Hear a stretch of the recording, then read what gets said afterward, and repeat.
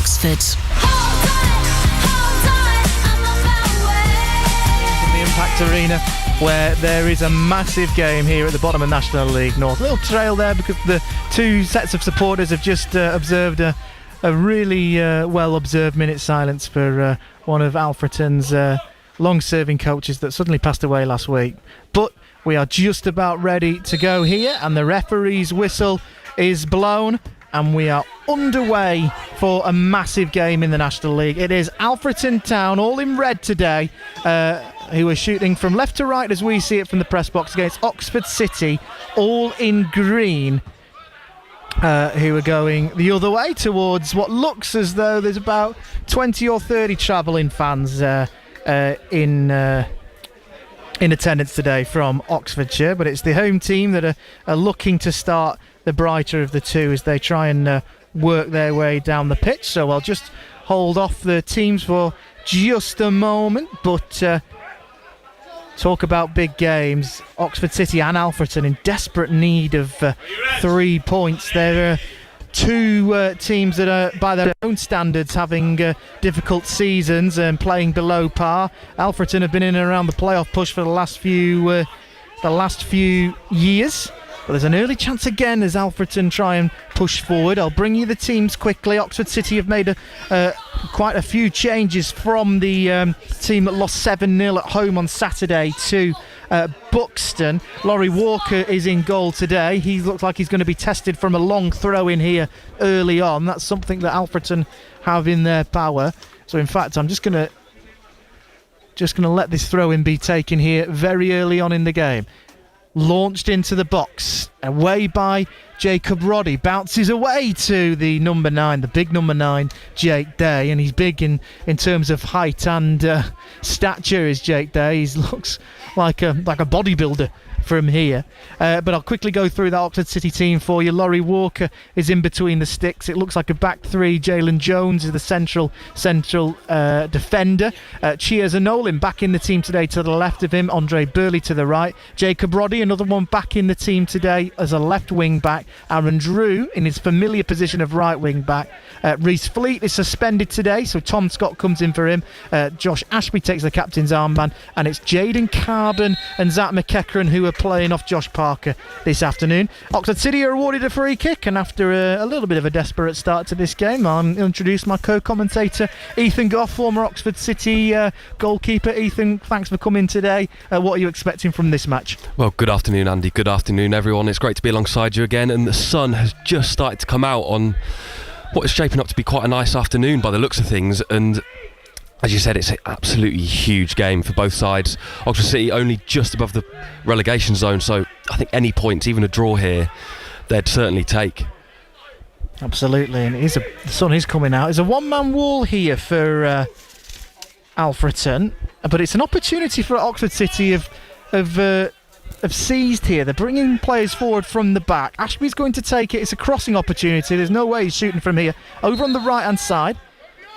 Places the ball on the floor, and the referee's watching the jostling on the edge of the box closely. Ashby, one arm in the air, crossing towards the box. It goes over everyone, lands at the feet of Jalen Jones, but I don't think he quite expected that to land to his feet. We're right above the dugouts here at the Impact Arena, and Ross Jenkins is right in front of us. We're in the behind the away dugout. He thought there was a shirt pull in there. He's adamant there was. He's just having a word with the fourth official. Did you see any of that? From here, I couldn't see a shirt pull, but obviously Ross is deep in conversation with the fourth official here, so he's obviously seen something that we've not. I think it would have been soft if there was anything given, though. Well, City still on the attack. I was going to say, still City have the ball in the final third. Nothing really comes from that little spell, but it's Oxford City who have started the brighter and sort of had the first half chance, I suppose you could say. Solid start, but 4 minutes in, slight controversy there from the Oxford City bench, but nothing given. I think you're right there, Ethan. I think if something was given there and it was the other way around, I think we'd be having a go at the official. But we continue here as it goes to George Cantrill, the Alfreton central midfielder. Ball across the back. Oxford City want offside, not given, and it goes out for an Alfreton throw-in. And these throw-ins are like corners because they can launch them. Sam Osborne He's gone into the stand to collect the ball himself, and he will just give the ball to Adam Lunn for another chuck into the box. It's defending to do for Oxford City in these early stages. Just over 4 minutes played at the Impact Arena so far, and there's defending to do. Long throw in towards the box. Jalen Jones is underneath it, but so are the Alfreton defenders, and is that bouncing around? There's appealing that the ball's gone over the line. From here, it didn't look like it had at all. Laurie Walker was always in front of that. Billy Heath, the Alfreton town manager, is got his hands on his head. I'm not quite sure what happened there. City didn't win the second ball, and it could have easily been tapped in from an Alfreton perspective. The big question is, did it cross the line? What was your opinion, Ethan? I don't think it crossed the line. I actually think the appeals were for handball, which perhaps definitely hit someone in there. It was right. So many bodies in the way that it was difficult to see exactly what happened, but there were strong appeals from both the home support and players.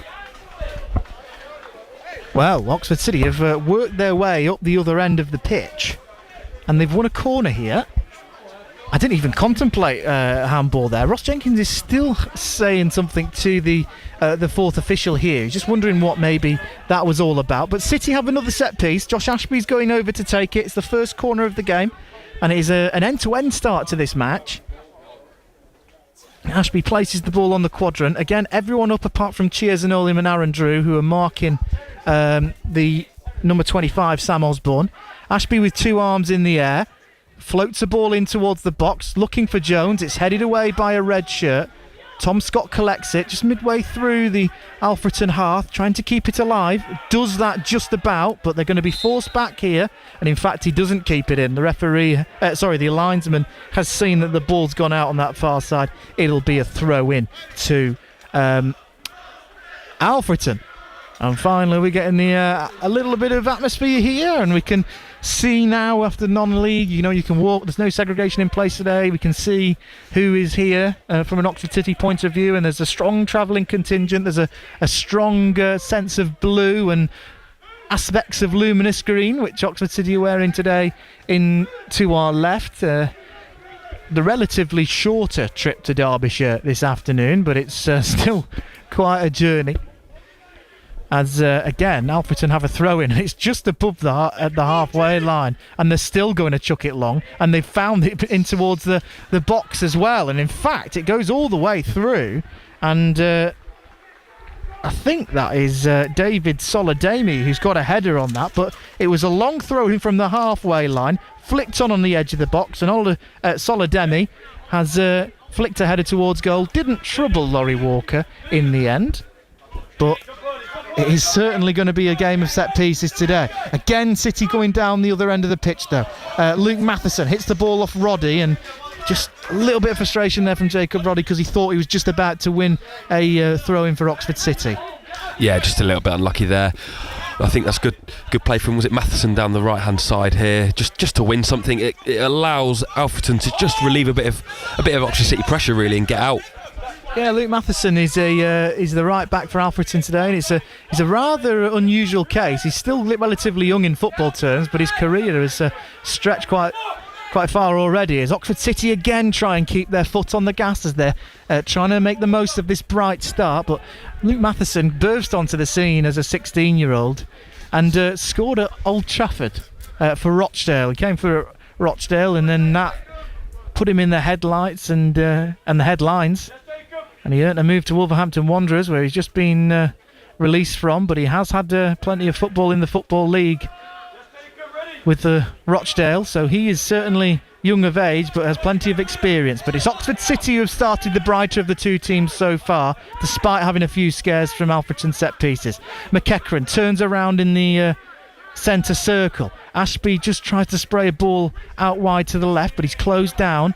Andre Burley curls the ball into the right-hand channel, and it's dealt with by George Cantrill, the Alfreton central midfielder. He wasn't quite sure where that was going, and Jadon Carbon was lurking, so he opted to hit that out of the stadium, and it's good defending from Cantrill. But Oxford City can have a long throw-in of their own here, and they have committed Jalen Jones forward for it. It's a game of throw-in. Forget Game of Thrones, it's a game of throws here at Alfreton. Here's Aaron Drew to take it. Launched in towards the box. Jones is underneath it. He goes underneath it though himself, bounces out on the edge of the area. It's like pinball in there, and get Oxford it. City take the lead. Great finish. Fantastic goal, and it's the number 10 Zach McEachran who has it. And after just under 10 minutes in this game, Oxford City take the lead. I think it's slightly deserved as well. They've just shaded these early proceedings, and Zach McEachran has given the Hoops a big lead on the road in Derbyshire. It's Alfreton Town 0, Oxford City 1, 10 minutes on the clock. Zach McEachran with a goal. I think you're right, Andy. Definitely deserved. They've had probably the fair share of pressure in the opening 10 minutes, and I think it was probably poor defending really from Alfreton, but Zach McEachran was alive in the box as he always is. Turned and struck it on the swivel, and it was just the power beat the keeper. I think that Alfreton probably should have dealt with it better and cleared it, but it pinged around in the box and thankfully fell to the number 10. Brilliant goal from Zach McEachran, and brilliant description there. I can't really add much to that from Ethan. Had a little bit too much room, didn't he, that McEachran there? But you give him a little bit of space, you give it an inch and he'll take a mile, and he's really done well to just find the space and rifle that in. He was right slap bang in the centre of the goal as well, but it would be harsh to say that David Robson, the goalkeeper, could have done something about that, because it was a brilliant effort. And Oxford City taking a very early lead here, and now it's a lead they need to sit on, because every point at this moment in time in National League North is important, and it's not often we have said that Oxford City have taken the lead in National League North. It's even fewer times that we've said that Oxford City have taken the lead on the road, but they have done here, and now Alfreton are going to have to give as good as they've got. City, though, trying to keep their foot on the gas still, and they're in their flow here. And Jaden Carbon's away down the right wing. Can he just have a look up and see who he's got as an option? He has. His cross is blocked twice by the Alfreton 22, which is 32, Akil Francis. But it's another throw-in. The goal came from a throw-in for Oxford City. They need another goal now from one, and that would really start to tell the tale of this game. Aaron Drew again with the throw in. Again in towards the box. Headed away this time though by the captain for Alfreton, Max Hunt, and it bounces all the way out on that right hand side for another Oxford City throw in. If you're on the Oxford City WhatsApp channel, you'll have been able to see the slope of this pitch. We're right at the top of it, looking down at Aaron Drew, who's about to launch this in. But launch it he does again. Jones underneath it, flicks the header behind him, but that's going to be an easy save for the Alfreton goalkeeper David Robson, who just rises high to claim that ball.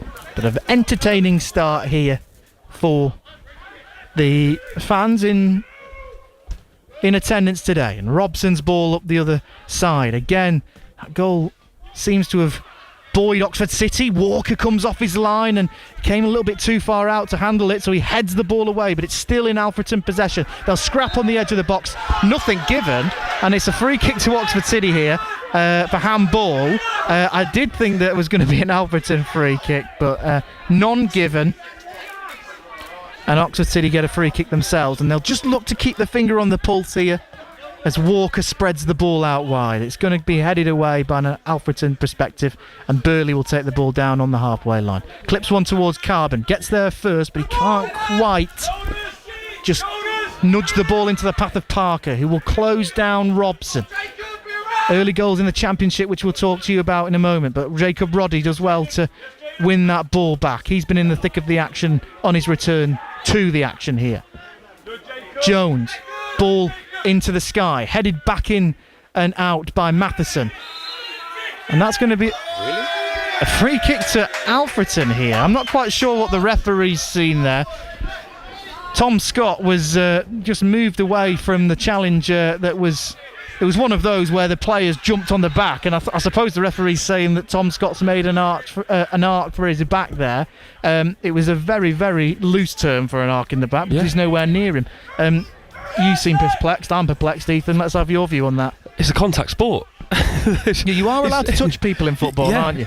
He's just used his body really well there, I thought, and just used his strength. Nothing in it at all, but the referee's deemed otherwise. There's a chance here from that, and Day's in, and it's just a left-footed shot that's dragged wide of the mark. Well, if that went in, that would have been a really contentious goal, because Tom Scott, in our opinion, really didn't deserve to have been given that free kick away. But that's something that Alfreton will put in their pocket going forward, because that's the closest they've got. Jake Day just swivelling himself to move around his marker and drag a shot wide of goal, but it just went wide of the post. To be fair to Laurie Walker, he didn't seem too fussed about that one, did he? He was just waiting for it to go wide of the post.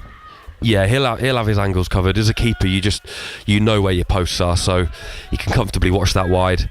But from the opening quarter of an hour, Alfreton's real danger definitely looks to be coming from set pieces. It's going to be a set piece game. I think Oxford City's danger is coming from set pieces. Yeah, and yeah. How often have we said that? Not a lot. Early goals going in some big games. If you're listening from an Oxford United perspective, the game today against Watford is live on 95.2 with Jerome and the team. There's been some... In fact, I'll stop because there's another throw-in that's burst into the box, hooked away by Eza Nolan. Back into the box again. Underneath it is... Solidemi, but it's hooked away again from Roddy. Parker will chase, and he'll still chase as it's hit away, and Josh Parker's forced the error there. I'll just bring you those scores quickly whilst I get a chance. It's still 0-0 at the Kassam between Oxford United and Watford. Plymouth 0, Derby 1 in the Championship, and Blackburn Rovers 0, Cardiff 1. So it's getting tighter and tighter at the bottom there. There's also some big games in and around it. Hull still 0-0 with West Brom. We'll bring you them as the day goes on. Here though, Oxford City 1, Alfreton 0, up here in Derbyshire at the Impact Arena, but it's Alfreton that are looking to get back into this one at the moment. Some early goals going in, none that really affect either team at the bottom, and there's another ball there beyond the back line, and Jaden Carbon will chase. Again, it's Solid Amy that has managed to defend that. It's bounced at the feet of Aaron Drew. Here's the goal scorer, Zach McEachran, who just turns out and sprays a beautiful ball over to Jacob Ruddy. He takes a touch here. He's got Eza Nolan running beyond him, but it's a great ball from Jacob Ruddy into Carbon. The ball just gets stuck beneath his feet. He's well marshalled by Solidemi, who has really been having to do some serious defending in these early stages. But once again, Oxford City are cutting open Alfreton Town here whenever they go forward. Perhaps a little bit unfortunate that Jaden Carbon at least didn't have a shot on goal there.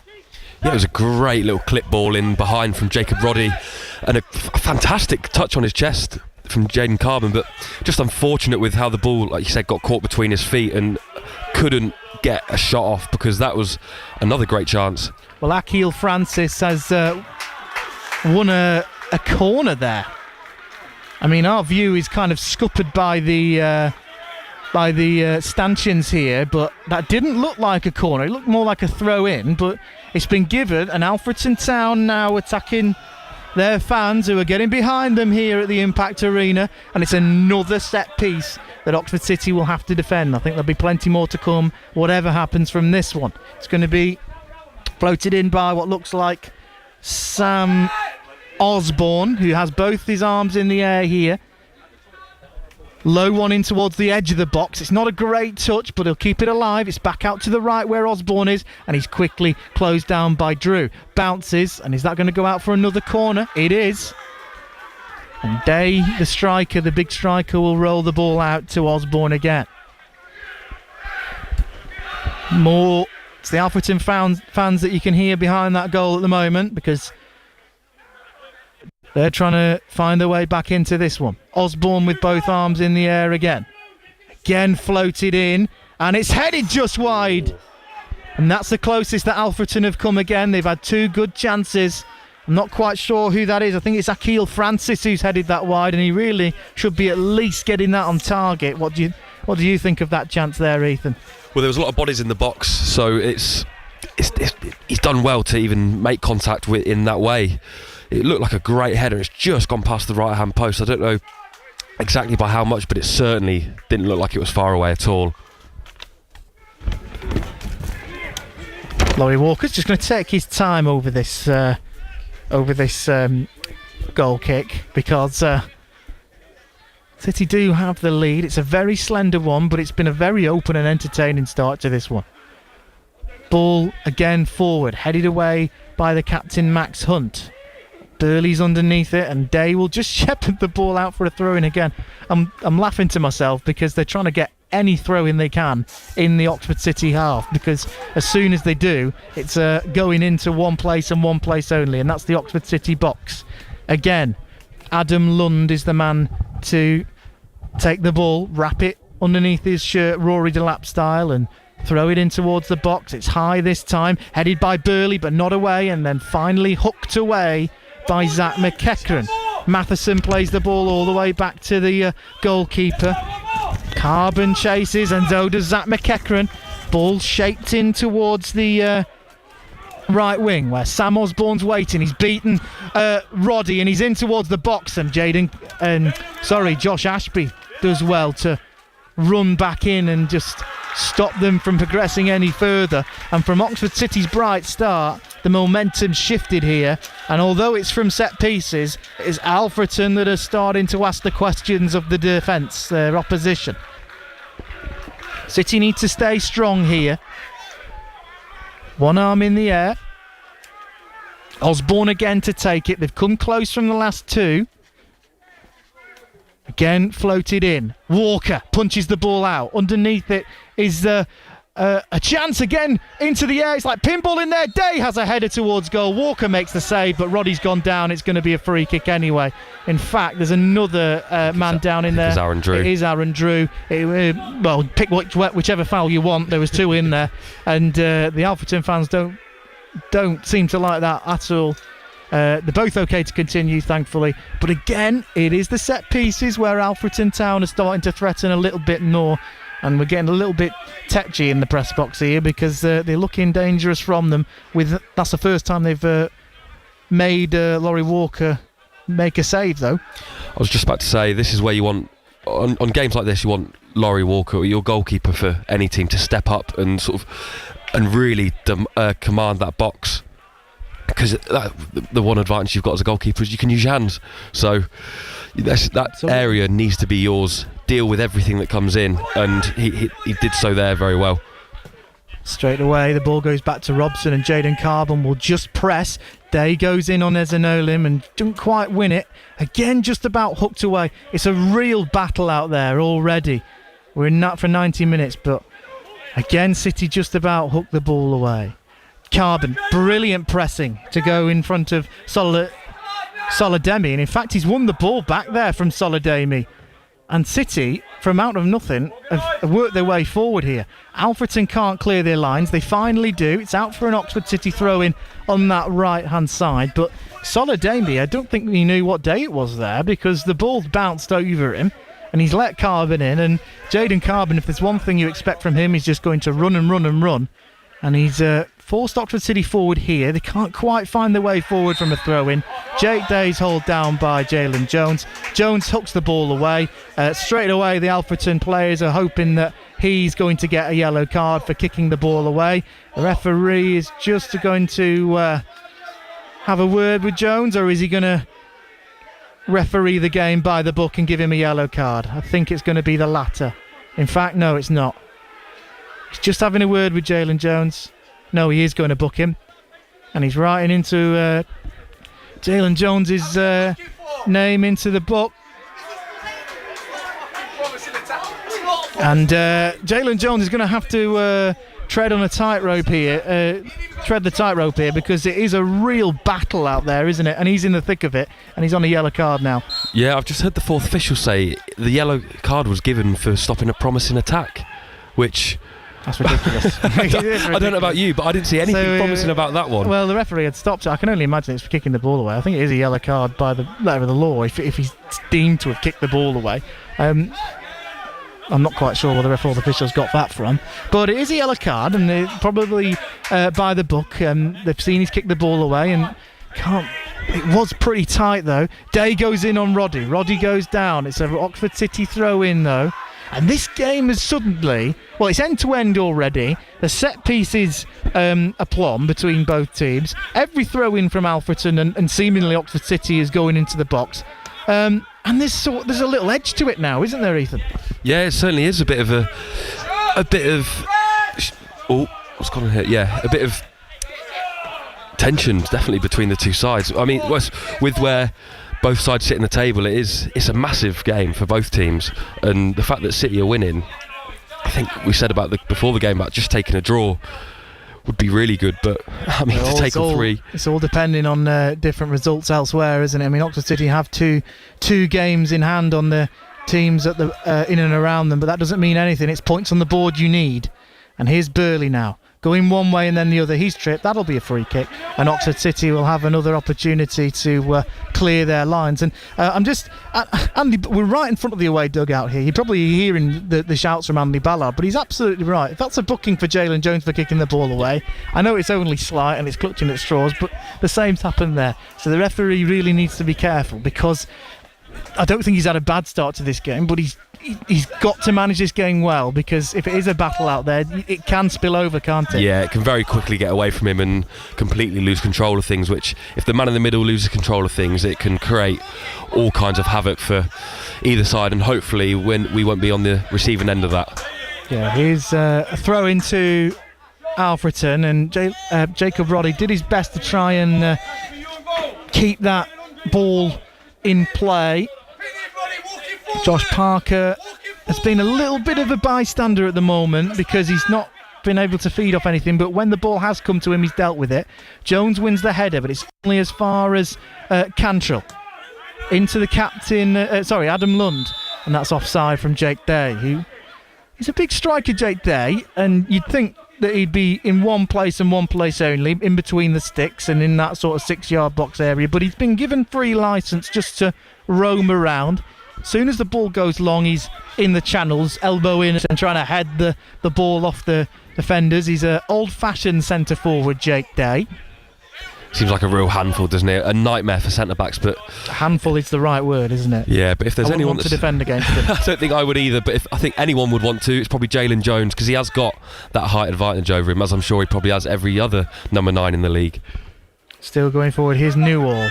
Ball from Newall is blocked by Aaron Drew. He will retreat to his right back sort of area, and that back three for Oxford City is becoming a little bit of a back five at the moment, because they have the lead. Zach McEachran giving Oxford City that 1-goal advantage after just 10 minutes. Goals going in across National League North as well. It's Brackley 0, Buxton 1, and if you're listening from a Brackley perspective, Chester are also winning at Leamington, and Scunthorpe are also winning at Farsley, so it's not looking good from Brackley's point of view today so far. Plenty of time to turn it around there though. Another offside flag goes up from the referee. From Oxford City's perspective, all the teams towards the bottom of the league, all those games are still 0-0, as is Oxford United against Watford in the Championship. But Derby County are now 2-0 up away at Plymouth Argyle, although Blackburn have equalised at home to Cardiff City. So goals going in thick and fast, it seems, around the leagues. Here, though, we've been treated to an entertaining first half so far.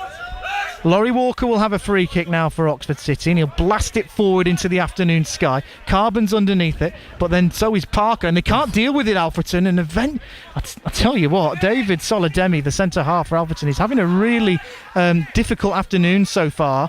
He doesn't know whether he's coming or going. He headed the ball away there. I thought he had more time than he did. And Josh Parker was just lurking in and around it.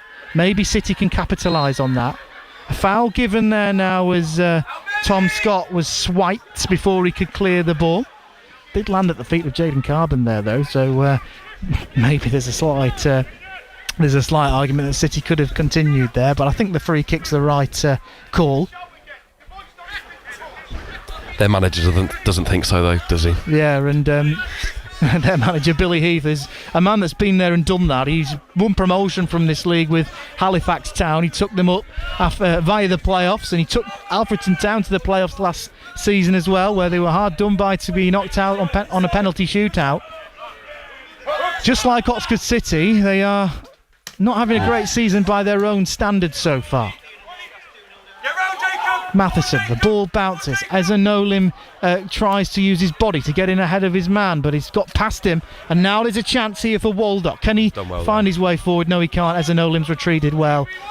and won that ball. There's a wrestling match between the captain, Adam Lunn. I'm looking at these Alfreton players, Ethan. I'm looking at Adam Lunn, the captain, who's about 6'5". I'm looking at Daly Striker, who we've already spoken about. You can see why they play for set pieces, don't they? I was just about to say, you can see why they're playing to their strengths, really, aren't they, with set pieces. That height advantage is massive. When that ball gets launched into the box, those extra inches that's the difference between a goal and it being cleared.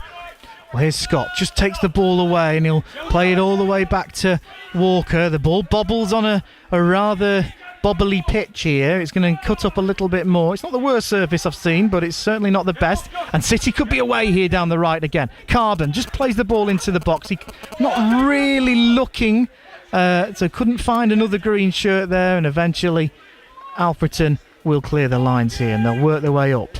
Jones, clipped ball into the air. There's no green shirt underneath it though, so Alfreton will again just try and play their way forward, and they'll just play it long. As soon as the ball comes to them, it's hoofed in towards the air. Jones wins the ball now. Scott clipped into an area again. Carbon's definitely onside. Linesman's flag stays down. He's found Parker, but just before Parker can get to that, the captain Max Hunt does. Just got that left foot to it, didn't he? Still, Alfreton can't clear their lines though. Burley again clipped forward, looking for McEachran. Too much on that. That'll be an Alfreton goal kick. And just under half an hour played here. 15 to go till half time, and Oxford City still lead by 1-0. Scrappy game. Not one for the Manchester City and Pep Guardiola enjoyers that love to see that beautiful football, but it's a proper old-fashioned game of football here. Yeah, a scrap is probably the best way to put it, really. There's not been... Can you remember a time when there was 5 passes strung together, really? You make a good point. I don't think that has been all game. But there's more good news for Oxford City, because in the National League North, Needham Market 1-0 down to Chorley. So that's the one team that are occupying the final relegation place, and Oxford City just above them. But here come Alfreton with Matheson. He's got a little bit of space in front of him. Will he pull the trigger, Matheson? He just cuts inside, and City can they get the ball away? Just about. It's still going to come back though. Here's Hunt, clipped towards the back post, headed away by Drew. It is desperate defending already, isn't it? But City are doing just that. This time by Scott. Carbon pulled down. That's going to be a free kick. It's well played by Jaden Carbon. And already the number 29, David Solademi, is down on the floor. I think he's injured. Maybe that explains why he's had a little bit of a difficult half so far. Because he's been the weak link in the Alfreton team, hasn't he? Yeah. This is definitely where they've been exposed most down this side. So you wonder if he's maybe been carrying something coming into the game. Tried to see if he could play through it, and unfortunately half an hour in he's pulled up, and I doubt he's going to be able to continue here. So he's receiving treatment, and there's going to be a bit of a break here. Just a little bit of time for the two teams to go to the bench and take some fluid on. But what have you found of this first half, Ethan? There's not been really too much to write home about in terms of chances. No, but I think City have probably been the stronger of the two sides in terms of where the player's been. It's mainly, if you was to pick either final third, it's probably been in Alfreton's final third a little bit more. I think Carbon has pressed really well up top. Him and Josh Parker have led the line really well, and that we say about it being scrappy, it's because we're forcing Alfreton into going long, which is causing them to make mistakes, kick it out for throw-ins, go long to win the ball back, and that has all been led from the front. So I think the press has worked well, but at times you just want someone to grab the game by the scruff of the neck, and like someone like Zach McEachran. I remember saying it last time. He makes things happen, doesn't he?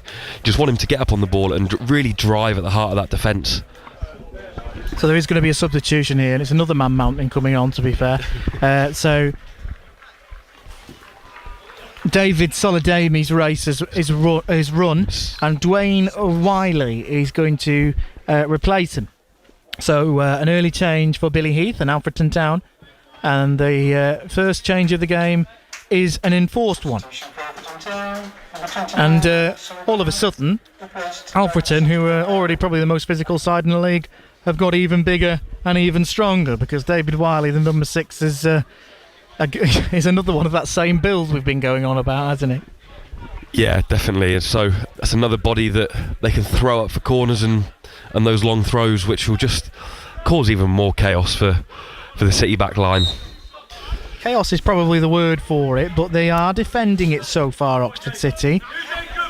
And those chances that were in the first 10 minutes that Oxford City were kind of creating have dried up of sorts, but they do have the lead, and perhaps it's down to that they're just happy to sit a little bit more. Josh Parker's having a little bit of a laugh and joke with the striker there, but Alfreton will try and clip the ball forward. Scott and Ezanolim are both on his heels there. Getting into Parker, he's dragged back, nothing given, but City have the ball here. McEachran, who's hugging the left-hand touchline right in front of us, plays the ball forward to Parker, who sprays a beautiful ball over to Burley. He's got space to take a touch, plays it out to the right to Drew. The best bit of football we've seen all afternoon, but the cross lets it down and Cantrill will clear. But that is, we'd say, and has there been 5 passes strung together? That's the first time we've really seen any football of note in this half, and Oxford City, again, just kept a little bit of composure and, again, found space there. It's so easy as well, isn't it? A couple of touches, switch it, really stretch the game, make it big. If you do that, you will create chances for yourself, and unfortunately couldn't get on the end of a cross, but that's more like it from City, isn't it? Absolutely, more like it indeed. But the ball's out for a goal kick to Alfreton Town at the moment, and David Robson, he's not really had a save to make, or not made a save I should say, because he couldn't save that Zach McEachran effort. Has hit the ball down the field, and it's gone out for another throw into Alfreton, and again they'll start to commit men forward, and again that throw in is given to the number 4 Adam Lund, who's about to chuck this ball forward. Here we go then, this throw in has got a bit more power on it. It's gone all the way into the box again, flicked on again, and Jacob Roddy with his weaker right foot clears, but just still in the danger zone, and the ball goes into the 6-yard box, but Laurie Walker's there. He throws the ball long, and Jaden Carbon will chase, and Wiley's first job of the game is to make sure that the pacey teenager for Oxford City can't get there. It's been an impressive start to Jaden Carbon's game today. He's not really had too many touches of the ball, but he's been relentless in his pressing, hasn't he? Certainly, and sometimes it's what you do off the ball, it can go so much more unnoticed than what you do on the ball, because that's what everyone sees in it. They see the skills, the goals, everything technical about it, but I'd say 90-95% of the game is off the ball, and I think he's been superb in this opening half. I'm just seeing all the old tricks about, winning the headers, but putting the arms in the face and all that sort of dark arts of football are showing today. But ball forward, that's got to be offside surely. And the linesman's kept his flag down actually. It won't matter in the end because Walker will collect that ball and just wait till the last moment to pick it up. It's that old goalkeeper trick we see every week. But it's an interesting one there, but Oxford City just slowing the game down as much as possible here, just to try and take the sting out of it. You can't blame them either. That's a poor ball from Walker. It's out into the stand by Ezanolim, but it's another throw in here. Usually that would have been in a safe clearance in any other game. Here, it's a ball that is going to come straight back at you. And we're just preparing for just that at the moment, as Lund is ready again for one of these long throw-ins. Charges forwards, throws it in towards the box. Day wins the header. Parker's underneath it, and Walker. That's good goalkeeping from Walker. And the resident goalkeeper right next to me can tell me how good that one was, Ethan. You play in that position. You played in that position for Oxford City. How good is that when you've got a goalkeeper as a defender that can command the box like that? Brilliant. That is exactly what the centre-backs, well, any defender and the rest of the team wants. They want a goalkeeper to command his area. By doing that, it relieves so much pressure. You can get your team up the pitch, and that confidence from the goalkeeper, it breathes through the team. If you've got a confident goalkeeper, it makes the defence confident. That then works its way up all the way to up front. City have won a corner there, and out of nothing, you're saying relieve the pressure and gets them up the pitch. Nathan Newell has just misjudged it there, and Carbon, again, we go on about the pressing, but he's pressed his man into a corner, seemingly where he would never get the ball, but he's won a corner. And City do need to make the most of these as well, because we're approaching half-time now, 7 minutes plus stoppage time to go. But if they can nudge another one in, you're looking pretty going into the half-time interval. Can Oxford City do just that, though? We've got... we're in the 40th minute, actually, here. 39 and a little bit on the clock. So there's an opportunity here. Ashby again taking his time over it. Everyone up and around the box attacking it. The referee's going to just pause the game here as he's not happy with Josh Parker and Cantrell. And the referee's just going to have a word with them both. And in fact, the two options for the short from Ashby are going to go into the box now. Crowding the goalkeeper, aren't they? Going to make it hard for him to come and claim anything. I think you'd expect Jalen Jones will be the target. He's towering over everyone else. So here we go. The referee's just trying to get a good look of everyone's holding. Crossed in towards the box, and Jones is going for it. Headed out towards the edge of the box. Scott back in, flicked back in from McEachran, and eventually away from Cantrell. That could have gone anywhere. Unfortunately for Oxford City, it goes into the path of a red shirt. But they're looking dangerous from set pieces as well, Oxford City. Definitely. It was cute from Zach with a little back heel on another day. That falls to a green shirt, and you get a shot for goal. Unfortunately, it was one of the home defenders, and like you said, they can clear their lines quite easily. Again, Oxford City just trying to take the sting out of this one. Drew's throwing, headed back by Wiley, and by the way Wiley started in this game, I'm not quite sure he didn't start the game. City underneath a couple of challenges, but they're away here from McEachran. He bursts down the middle of the park and finds Roddy to the left. The Chowties deliver, and he's delivered across in towards the box, but it's cleared away. Again, hooked on by Akil Francis, but it's not in the direction of Jake Day. And City can come back here, and again, that momentum continues to swing. And City are having a little bit of the ball again now here. Ezanolim turns and will charge forward. Keeps coming forward, Ezanolim. And he's got Roddy to his left. Can he use him? He does. First time cross from Roddy. It's too deep, is it? Or will Aaron Drew? It is too deep. I don't mind the first time cross, but he just got his bearings wrong, didn't he? Yeah, you wonder if it's maybe taken a little bobble just as he's about to strike it, causing it to fly well over everyone in the box and out for almost very nearly a throw-in. Yeah, what's the how important is it to be solid here? Last 5 minutes going into half time. How important is that? Massive. This is it, at the stage of the game where any team to score can really swing momentum. It completely changes the team talk at half time, and can almost goals change games, which I know sounds obvious, but it's also about the time which those goals go in, and right on the stroke of half time is always a massive time to score. Yeah, or at the very least go in with that 1-goal lead, because Alfreton are going to come out a stronger team, you'd imagine, after the break, after some impressive performances where the scoreline probably hasn't followed for them. Burley clears, but his clearance is not good enough, and it bounces on the edge of the area. Appeals for handball. I don't think it was. It was into the chest of Josh Ashby, but the referee was in the best position out of anyone inside the Impact Arena and rightly waves away the calls. That would have been very harsh if the referee would have just given into the pressure there. I think so. They talk about this t-shirt line, and it did definitely look above the t-shirt line, sort of the shoulder rather than the arm. So yeah, no penalty for me. Goals continuing to go in. Scunthorpe now 2-0 up at Farsley. Kings Lynn 1-0 down at home to Spennymoor. It's Peterborough Sports 2, Darlington 1. Rushall 0, Southport 1. So the goals keep on going in. Wiley wins the header. Out towards the man with the massive throw, Adam Lund. But Josh Parker's having to do some serious running across that front line this afternoon. Again, forward, Francis can't control it. McEachran can, though, right on the edge of the centre circle, and he's played Aaron Drew in here. Drew does the same for Carbon, just jinks away from his man, and he's beaten him right on the right-hand side, crossing from Carbon, and it's not quite into the feet of Josh Parker, who's a little bit too deep to connect with that, but it's brilliant play from Carbon, and they've just jinked past Zach McEachran here, Alfreton, and the counter-attack's on. It's dangerous as well, because here comes Akil Francis down the right. Matheson's making a run to his right as well. He won't use him though, Francis, and that cross is cut out for a corner, and it's last minute pressure from the host, who are desperately trying to draw level before the break. 44 minutes on the clock here, and it's a corner to Alfreton Town. Osborne, as he has been doing, is going over to take this one. It'll be all hands on deck here, won't it? Just to make sure you go into the break with that clean sheet still intact. Just got to get it away, haven't they, by Yeah. hook or by crook? But the both arms are in the air from Osborne. It's going to be another floated one, you presume, and it is floated in towards the back stick this time, won by the head of a red shirt, but it goes out pretty safely in the end for a goal kick, and it was all a bit of an anticlimax.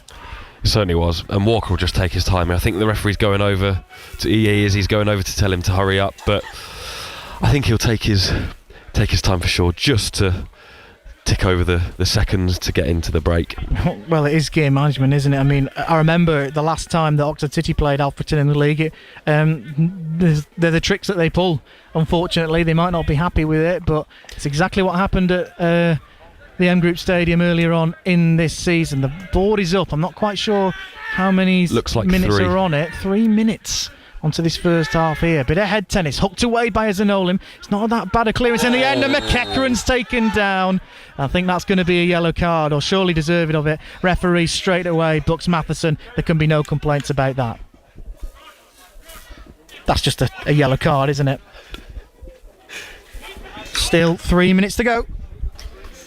That's the most blatant yellow card you'll see all day, I think.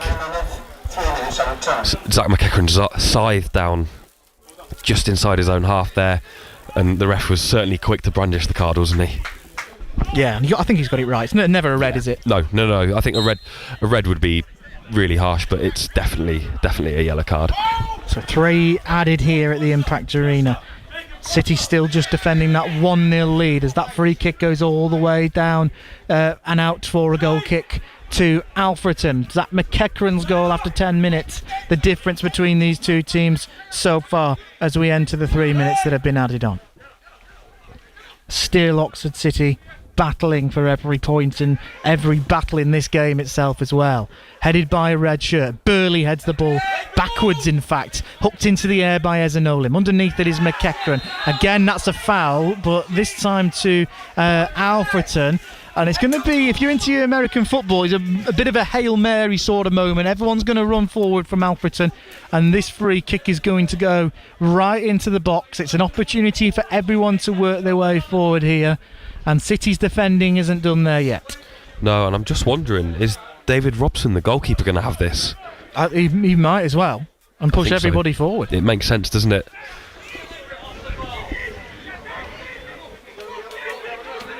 I think this may just be the last action of the half as well. So they'll want to try and capitalise, but hopefully that City defence can stay as resolute as it has been this whole first half. They have been resolute at the moment, but they have to keep on doing that. Again, it's going to be in from Osborne.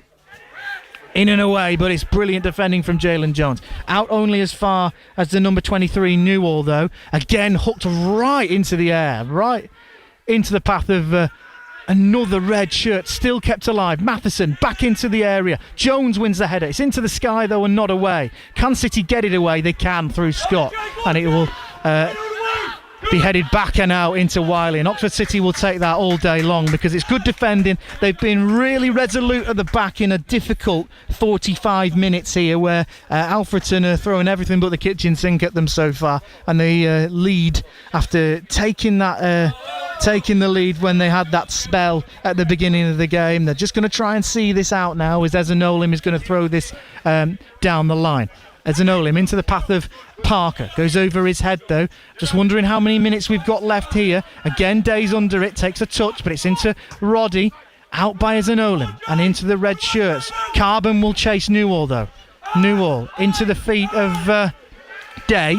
Back to the goalkeeper. 2 people were chasing. The goalkeeper's made a hash of it. Who's going to be underneath it, though? Can McEachran get there ahead of the captain? He can. That'll be an Oxford City throw in. And that was a moment to forget for the goalkeeper, David Robson. And Oxford City will now finish the half on top, will they? Well, if they could get a goal here, it would be absolutely huge. They'll take their time over it again, though. The referee, I think, is getting used to what's happening here, though, so they're going to have to take it quickly. Jalen Jones is making a late dart in to attack this throw in, though.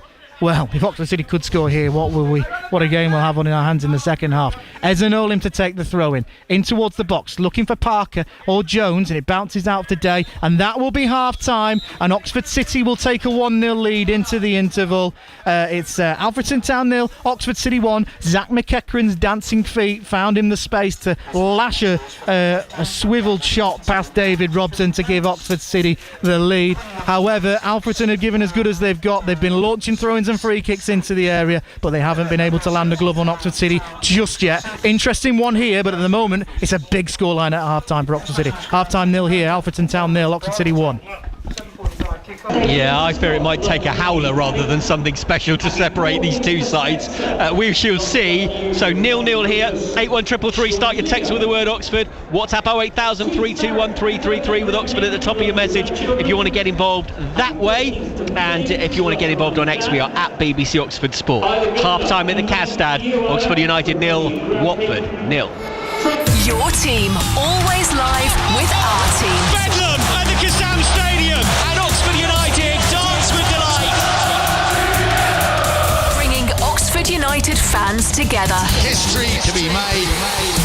Such a joyous season for Oxford United. BBC Radio Oxford Sport, the official broadcast partner of Oxford United.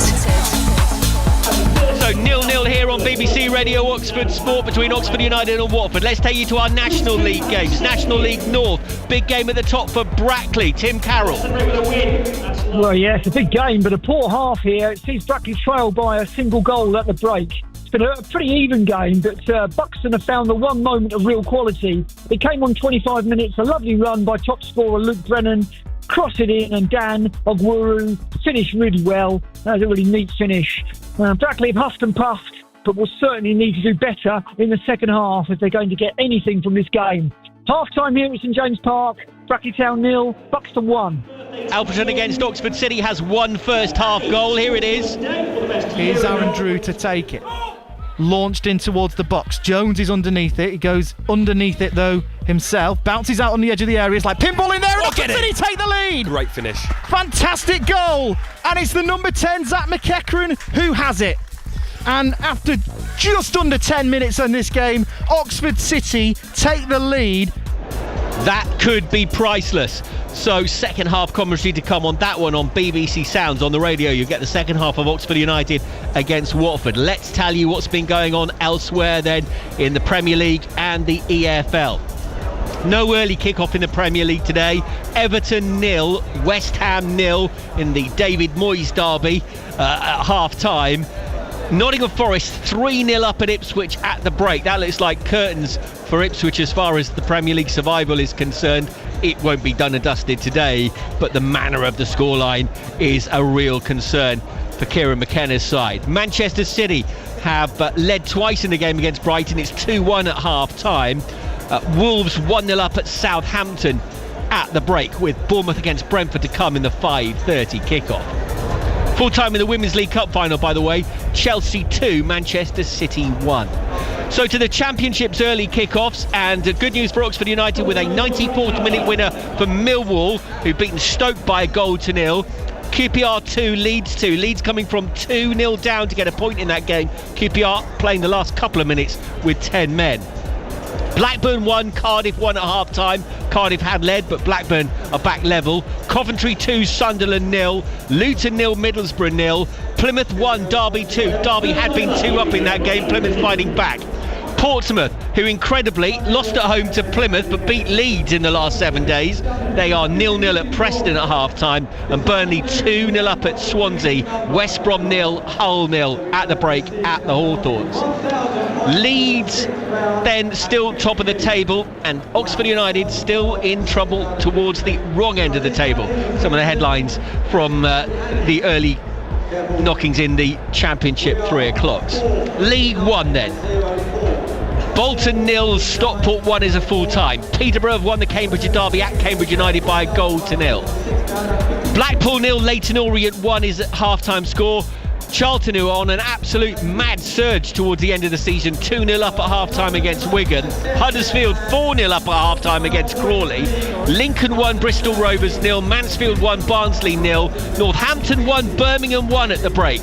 Goalless between Reading and Stevenage.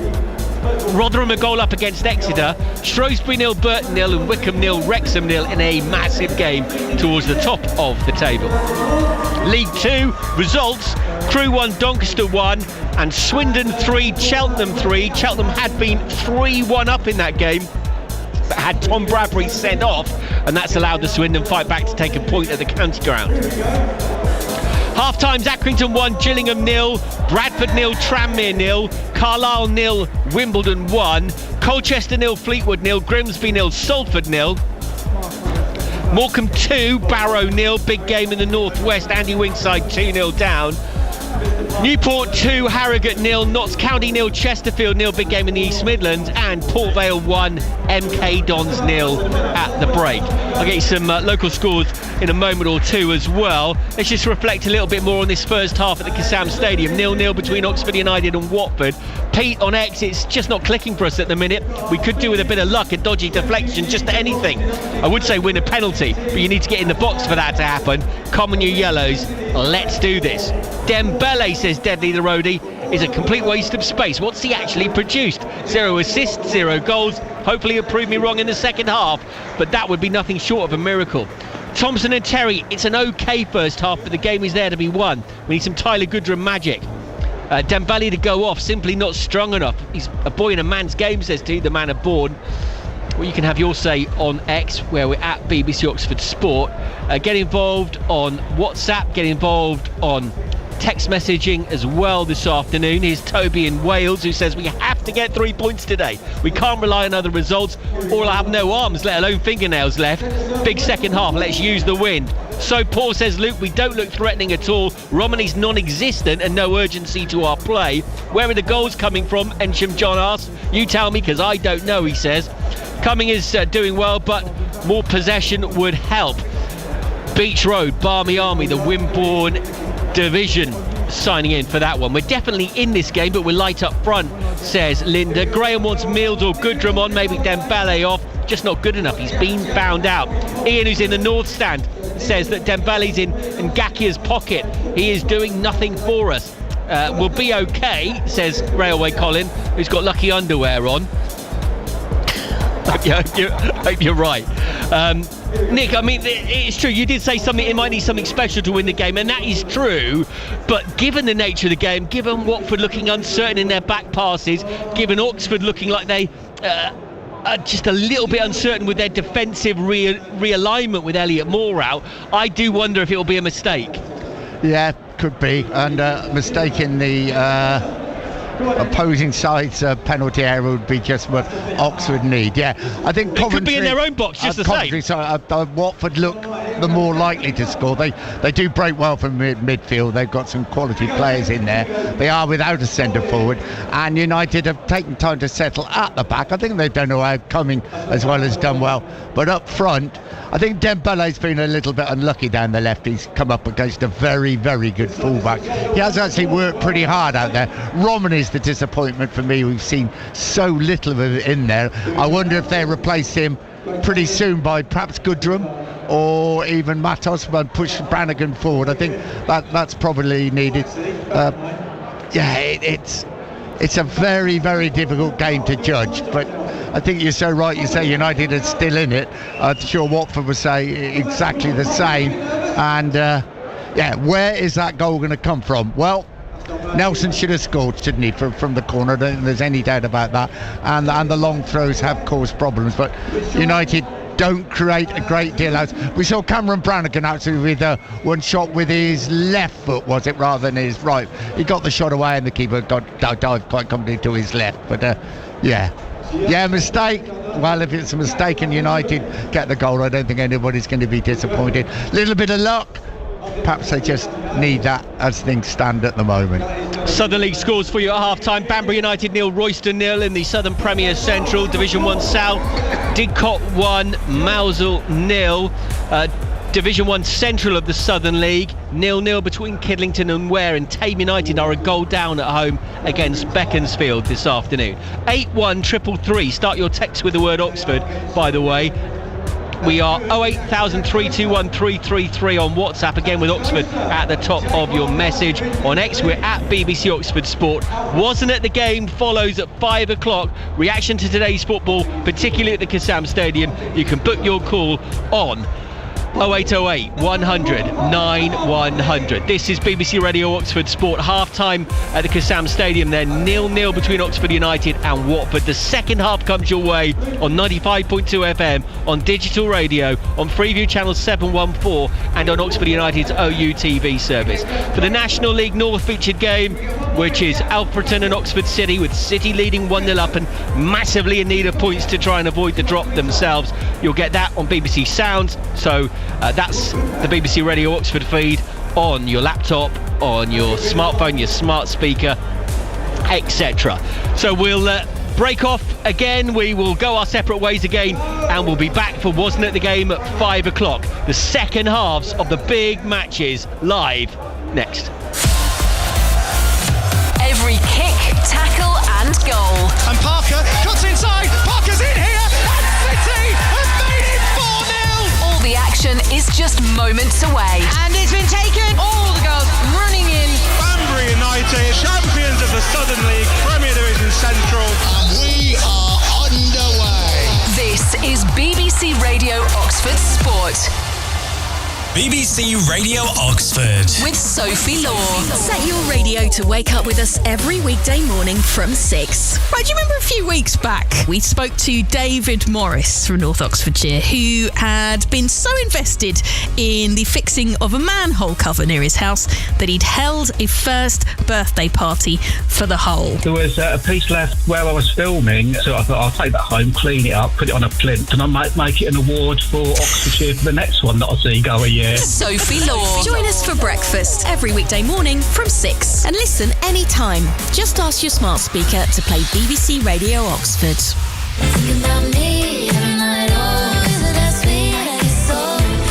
Well, welcome back to Derbyshire, the Impact Arena, which has now been covered in sunlight, and that sunlight is going right in my eyes, so I can't see much of the pitch at the moment. I might have to have my hand over my forehead today, but at the moment I wouldn't have missed too much, because we're sat next to our analyst team here in the press box, and we found out that incredibly the ball has been in play for 20 minutes and 30 seconds in that first half. A 45-minute half has been in play for 20 minutes and 30 seconds, which is incredible. The Alfreton players just emerging from the tunnel, as are Oxford City. But Ethan Goff, the former Oxford City goalkeeper, sat right next to me. What do Oxford City have to do to make sure that they leave Alfreton and Derbyshire with all 3 points this afternoon? Same as what they did in the first half, I think. Keep that resolute defending up. They've been so solid that have Alfreton really ever looked like scoring? Yes, they've been a threat from the set pieces, but there's not really been a chance in my head where I've gone, that was close, that was a real danger. So I think more the same, and they should be okay. Maybe a bit more creative up front.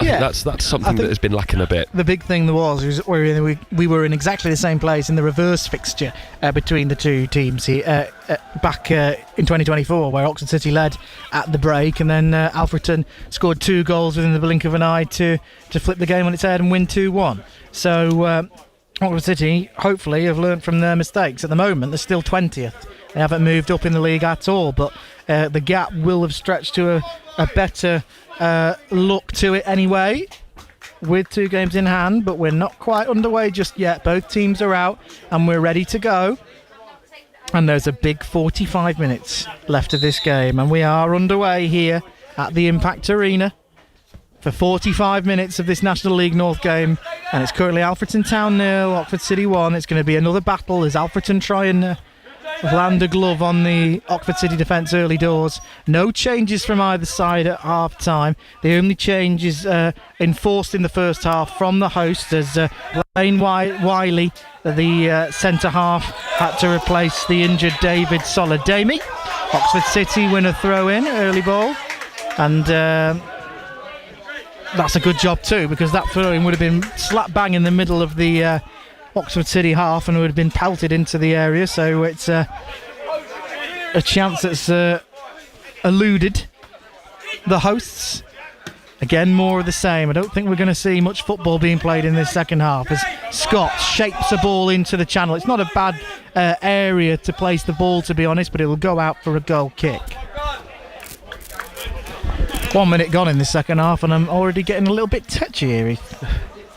Yeah, well, started a bit scrappy. It started how it ended, really. A bit scrappy, a throw in early on.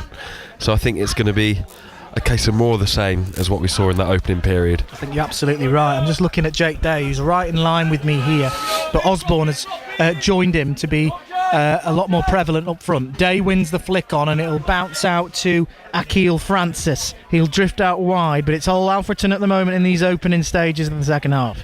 Francis shapes for a cross, it'll go out for a corner, and it's the first corner that Oxford City have to defend. We were talking just at the end of the first half how good it would be to get a goal. How important is it that Oxford City don't concede early doors here?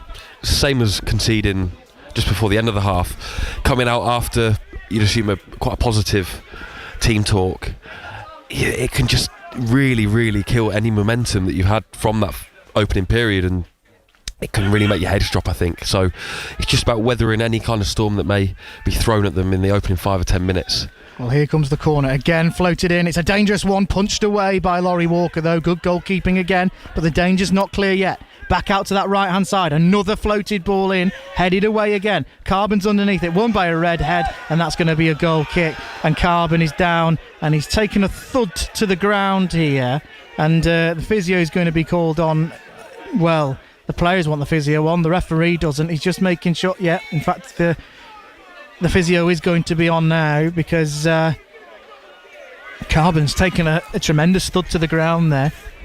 I think it's a head injury. They're not happy, are they, the Alfreton players? But with 3 minutes into the half, it's not going to be one of those time wasting things, is it? No, that's for sure. And you can just see from the way that he's been lying on the ground that he's not putting it on, or there's no gamesmanship, should I say. So it's definitely a little bit of a break in play, and the substitutes are going to warm up now because Carbon does look in some pain. He's had a positive half, so let's hope he's okay. Meanwhile, no changes at the break. It's Laurie Walker in goal. He's got Jalen Jones as his central centre defender, if you like, and Andre Burley to his right, Chiez and Olim to his left. Apologies if you can hear any coarse language there from the Alfreton supporters who are starting to give it to the Oxford City bench, I think is the only term you can say there. Aaron Drew, right wing back. Left wing back is Jacob Roddy.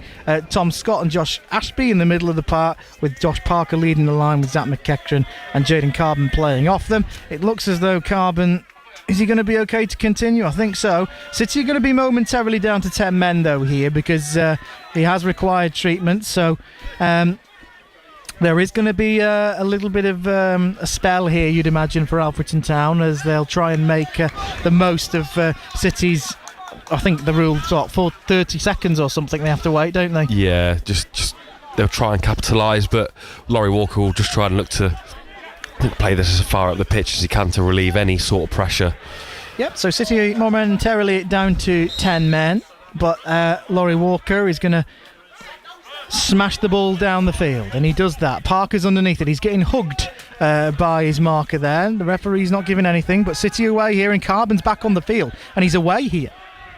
Carbon on the left though, cuts inside. He's done well here. He's found McEachran on the edge of the area. Back heel looking for Parker, but the back heel's just got a little bit too much power on. Again, it's intricate play from Oxford City and almost cut through the Alfreton side. Not to no avail that time. Yeah, it was the right idea, just the wrong execution from McEachran there. It was neat, wasn't it? The little back heel, it caught the defence off guard, but just a little bit too much, allowing Robson to come and smother.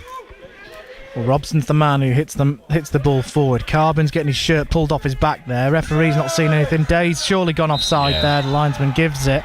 There's a few appeals from behind the goal to our left from the Alfreton Town fans. Again, rather hopeful moans and groans.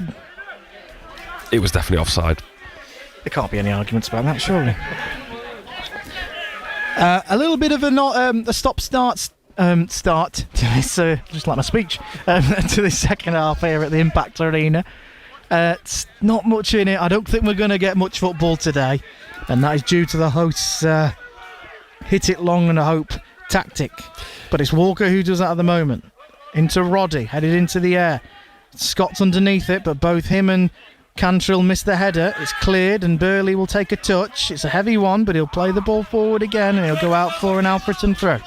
The way this half started, the ball might be in play even less, I think, this second half. You could be right. It's got 20 minutes and 30 seconds to beat, if it is to do that, which would be ridiculous. I mean, well, the less I say about that, the better. But anyway, there's a flick on here, and it's fallen to Day. Plays the ball out to the right. Matheson will try and get onto, and he does. He's taken down after the ball's played from Roddy, and it's a free kick on a dangerous position to the host. And the ball had been played there from Matheson. He's done well there to win the free kick, because that free kick didn't need to be given away there. No. Roddy's just gone steaming in. I was going to say, it's a very cheap one to give away, especially in a real dangerous position, especially for a side which are looking to create all their chances from set pieces. Absolutely, yeah, everyone forward. I mean, it's shooting distance, but I think that's the last thing they're thinking of. I think they're just going to cross it to one of the big men at the back.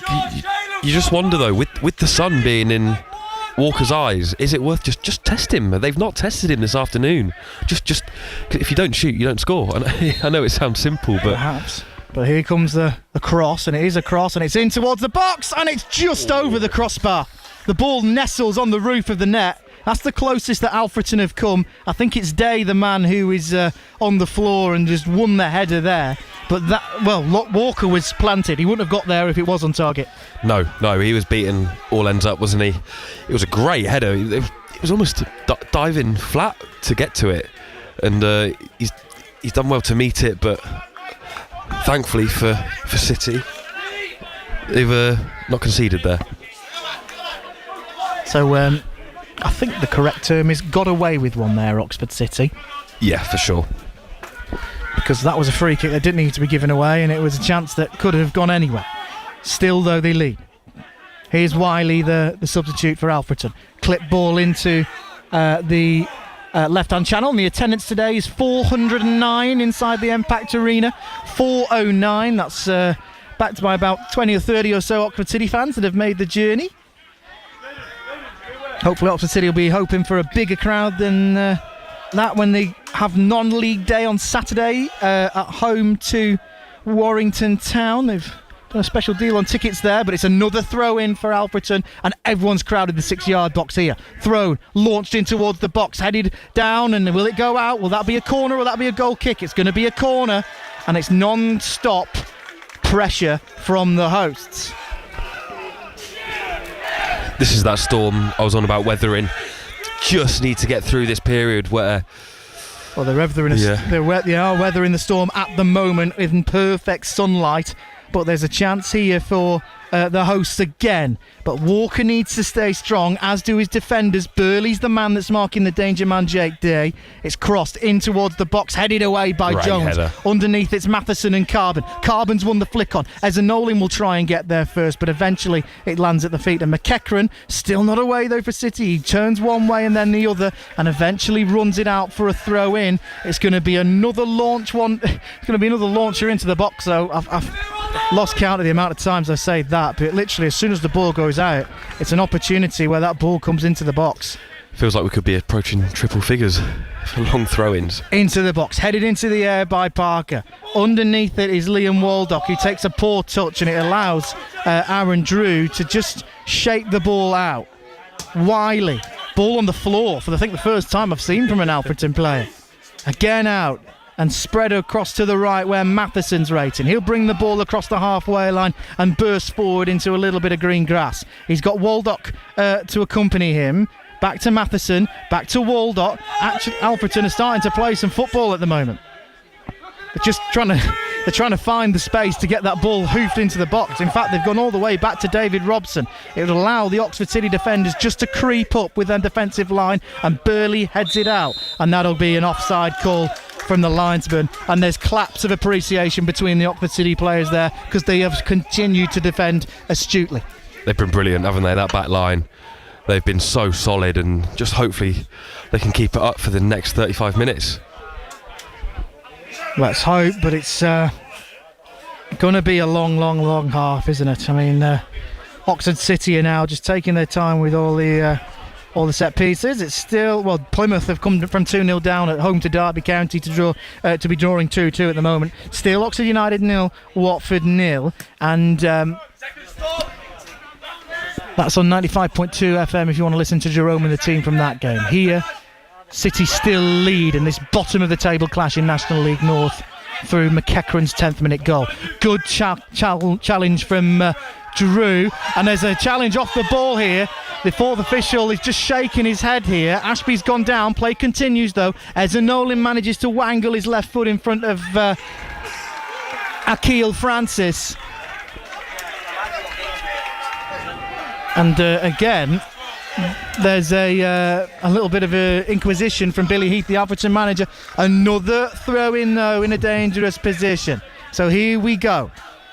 Strap yourselves in because there's another chance here for Alfreton. Lund again into the box, won by a redhead, out from Waldock, away defending from Andre Burley, who had to be brave there and won the ball and took a whack for it. He goes down and he's going to be in some pain, as is Liam Waldock. There's appeals for a penalty. I'm not quite sure where they've come from. It was brilliant defending from the St Kitts and Nevis international Andre Burley. You called it. What's your thoughts on that, Ethan? Talk about putting your body on the line. That is I think there's been a booking handed out. Yeah, I think it's a booking to the number 10, Liam Waldock, who did take him down. Again, perhaps a little bit hard because he had every right to go for the ball. Yeah. But he did take him down. Yeah, there was no malice in that from the Alfreton man at all. It was just a 50-50. Andre Burley's come out on top, and it was superb defending. That can be the difference at the end of the afternoon between 3 points and a point. Just get the feeling though that Oxford City just need that little bit of daylight, don't they, in this game? A two-goal lead could be massive. The referee is just going to stop the play here for the number 25, which is Sam Osborne. There's a few words said between him and Josh Ashby and Tom Scott, so there's going to be a few words. It is starting to boil over a little bit here. The referee really needs to keep a hand on it. It's Mr. M. Chester. Sorry, that's the assistant referee. I'm not quite sure where it says the referee on here. In fact, it's Mr. Lee Hibble. But still, Oxford City battle away at the bottom of the table. They need something today. Ball forward, headed away by Roddy. Underneath it's Waldock. He tries to play it into Lund, and that's a challenge on McEachran as Day goes in on him. Nothing given. Day has the ball, but he's back towards goal, just inside the area. Out to Lund again, crossing towards Ashby. He blocks it, and it's out for a throw-in. I thought that was a little bit too much from Day. I think that was a free kick. I think he used his more than his strength there. Yeah. It was excessive force by the looks of things, but the referee is the one to decide. Nothing there. Well, here's another throw in a dangerous position again, launched into the box again. Underneath it are a number of green shirts. Appeals for a penalty, still going in, and it's out for a goal kick. And the ball was into the area where Akil Francis was waiting, but he couldn't quite hook that shot towards goal, and in the end the ball is drilled beneath everybody's legs and goes out for a goal kick. And we've only played we've played in inverted commas 15 minutes in this second half. There's still 30 minutes to go, and it's almost like we're watching a game in the last 5 or so minutes, because it is the Alfreton players that are throwing the kitchen sink at Oxford City. It's on a knife edge, isn't it, already? I think that just shows the magnitude of the game. Well, Parker goes in on Wiley, he wins that first battle but loses the second ball as it just drops to the other side of him. Burley heads the ball back into McEachran's path, and McEachran plays the ball down the right. It's a brilliant ball from McEachran, which Parker will latch onto. He needs to pick his pass here, Josh Parker, and instead he's just invited Wiley to take a stab at the ball, and it's gone out for a goal kick, and that's an opportunity wasted there from Josh Parker. He just puts the apologetic hand up, doesn't he? But he did really well there, McEachran, to play Parker down the right. He just didn't anticipate the recovering run from Wiley. I keep getting my words in a twist there, but he's got that's a chance that's been missed from Oxford City, wasn't it? Yeah, and I think I'm going to be honest. If you're one of the players in the back line, you're really frustrated there. You've worked so hard. You've managed to get out some fantastic play from McEachran in the middle, wasn't it? Superb touch and brilliant ball in behind. They've worked so hard to keep it out at the back, get a bit of space up top, and it's wasted. Well, again, it'll bounce, and Jones does well. Well, I think he was waiting for Laurie Walker to come and collect that ball, and when he turned round, he wasn't there. Eventually, he's won the second header and nodded it into his path. Oh, it's desperate stuff already. We've got half an hour to go. Still, Alfreton Town 0, Oxford City 1. That McEachran's goal after just 10 minutes, the difference between these two teams. Not much football being played here as the ball is cannoned up and down the pitch. City with the ball, though, now in the opposition half. Burley. Ball clipped far and down the pitch. Headed away by Matheson. And that will go out for an Oxford City goal kick if they just allow it to. And I think he meant to do that. I think so as well. He went to just air kick the ball and basically attempt to seemingly hit the ball down the pitch, and did it rather theatrically. Must have got an A-star in drama, or whatever they call it now. It's numbers now, isn't it? So it definitely feels like there's more goals in this, I think. I think so. It's you mentioned the word knife edge, and it is literally on a knife edge, this game, as the ball goes back to Laurie Walker. It's been off the head of Andre Burley as well, so Walker's just going to let Sam Osborne close him down.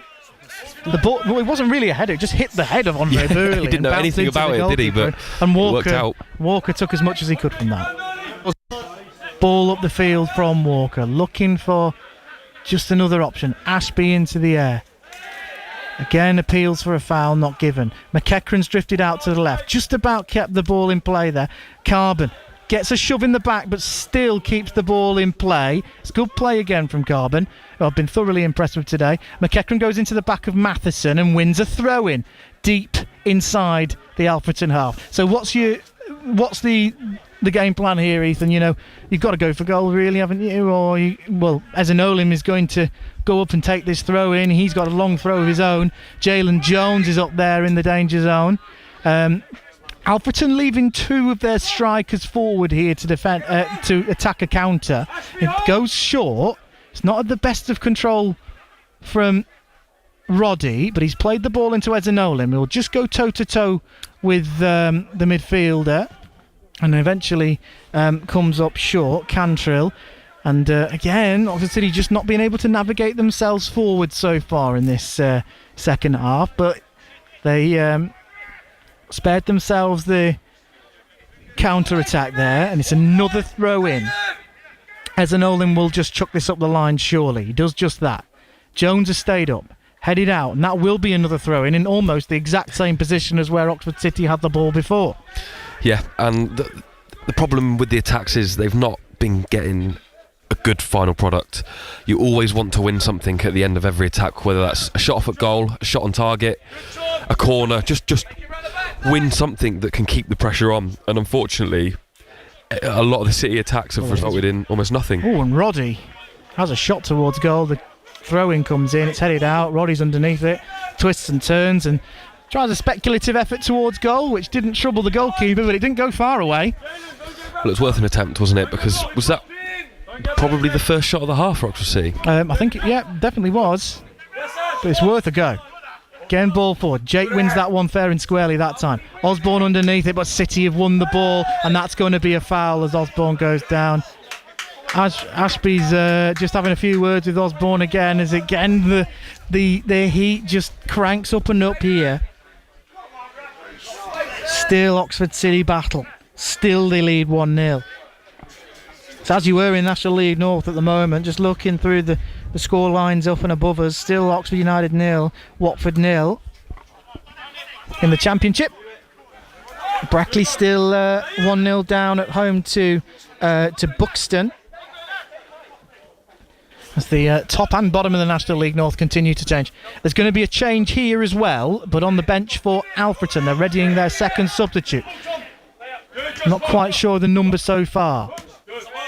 Scott hooks the ball away, and it's Wiley who's underneath the second ball. Scott wins the third ball, if you like, and it's again canned back. It's head tennis between the two teams. And here's McEachran. It's inadvertently gone into McEachran's feet from Tom Scott's clearance, but here comes McEachran on the edge of the box. Twists and turns. Can he get the shot away here? He's played the ball unselfishly out to Drew, who drills a shot into a red shirt. Still goes out! Oh, it's at the post from Josh Parker! Oh, and the travelling Oxford City fans have their hands on their heads, because that looked for everyone inside the Impact Stadium that was about to drop in the net. The ball bobbled into the path of Josh Parker, who swiped his right foot at it, and as the ball bobbled towards goal, it's gone the wrong side of the post and bounced out, and Oxford City we're inches away from leading 2-0. So close, Ethan Goff. Wow, you just expected the net to bulge there. That ball looked like it was just going to creep inside the left upright, but unfortunately not quite. It almost rolled back across the line. They still have a throw in, but Drew ball is throwing into the box, is again nestling around there, and the referee's seen a foul somewhere in that melee of red and green shirts, and given the hosts a free kick. Oh, so close. Hearts in your mouth stuff already. And Liam Waldock has been replaced by Jed Abbey in the meantime by the hosts.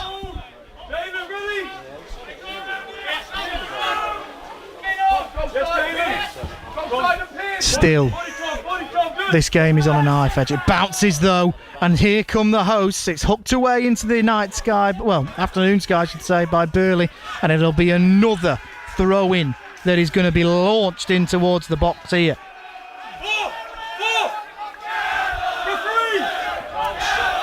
Lund to take the ball. He tells the Oxford City bench to just shut up as he comes to wheel the ball forward and launch it into the box. It's headed out, but he'll bounce back to Lund, who plays it back to the left back. It's again forward, won by the head of Hunt and clipped forward by Parker. Carbon racing for it, as is Scott. He just plonks the ball forward, and then Matheson, to be fair to him, does really well to nod the ball into the path of David Robson. Still Oxford City continue to fight, but Day's underneath the ball, and he's done well to get there ahead of Aaron Drew. Ball forward towards the left this time. Roddy heads the ball away. Still Oxford City fight. Here's Matheson. Jed Abbey, the substitute, will have his first touch, and his first touch is to cross. It's sliced away from Jalen Jones. Not the best of clearances, but I think the word or the line is it'll do. Newell, ball across, it's poor, and it'll go out for an Oxford City throw in, and they'll take that all day long if they can keep doing that all game.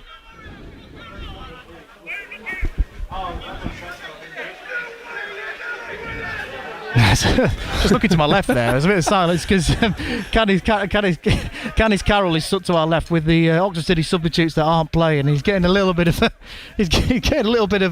something from the Alfreton fans who walk in past, but he's giving as good as he's got. I just heard that makes sense when I'm injured, so I imagine he's saying he's playing rubbish or something like that. Still we go on, and still Laurie Walker will dive on the ball. He screams to Jalen Jones to leave that because it was bouncing into him, and dives on the ball. It's got the feeling that we're into the last last 10 or so minutes, but it's not. We've got half of the half to go. We're just 25 minutes into this second half. We've got plenty of more football to be seen here. Headed into the air by Waldock, headed back into Newell, who slices his clearance again. Day takes the ball down. Here's Cantrill. Neat little turn from Lunn, but Scott wins the ball. But there's another chance here for Osborne to go forward. That'll be a free kick, and it's a sore one. There can be no complaints about that. It was definitely a free kick. I'm just wondering whether Andre Burley's going to get something extra for that. The referee doesn't seem to think so. No yellow card, it's a free kick. Osborne has taken a little bit of a sore one there. Lund will give him the ball and another opportunity to defend. It has been the same game, hasn't it? All the way past the 15th or so minute. It has been Alfreton with set pieces, launching balls into the box, but as it stands, Oxford City have defended them so far. But there has been so many, it just takes you to switch off for just 1 second, as they did in the reverse fixture. Here's Osborne. Clip ball forward towards the back post, and there's man unmarked, and this is a chance headed away from Burley. Jed Abbey's underneath it, headed back in towards the box and headed out again by Tom Scott. Parker goes down, nothing given from either side, and that'll be a throw into Alfreton. Well, Oxford City denied a foul there, and it's another throw in. Well, both the officials unmoved, the linesman and the referee. Chance from the Alfreton fans. Here we go again from Adam Lund. Crossed in towards the box. Again, it just tangles in the ball in the box, and Parker clears, and Carbon will chase Newell, who clips the ball right back from where it came from.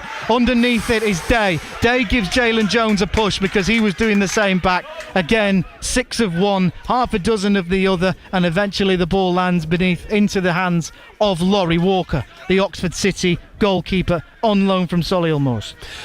Jones has to be careful there, because even though he said it's 6 of one, half a dozen of the other, you don't know how the referee is going to judge that, and could potentially something against City there in a very, very dangerous position, whether it's a free kick on the edge or even a penalty. McEachran's played Carbon in here, and Carbon will just go towards goal, and he'll shape for a shot, and it's a rather tame effort in the end, but it's saved by David Robson. Another goal at the bottom of National League North. Warrington Town 0, Radcliffe 1.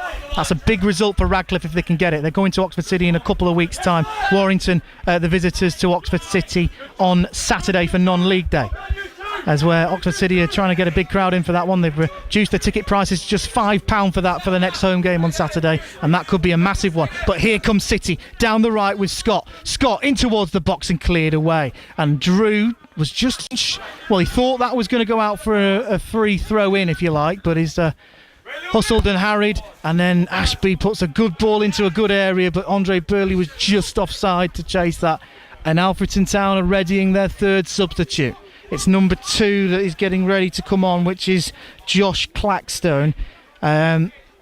Again, what could we be in for here? Day underneath the challenge of Ashby and wins it and plays the ball over to Jed Abbey. He's got Matheson making the run ahead of him, out into Ezanolim, appeals for handball. Was it handball? I'm not sure, to be honest with you. I think it hit that area. I think it would have been a harsh one to give away because Ezanolim's dived completely naturally. That substitute's going to happen now because Oxford City have a free kick, and the Oxford City bench is also starting to have a little bit of movement on there.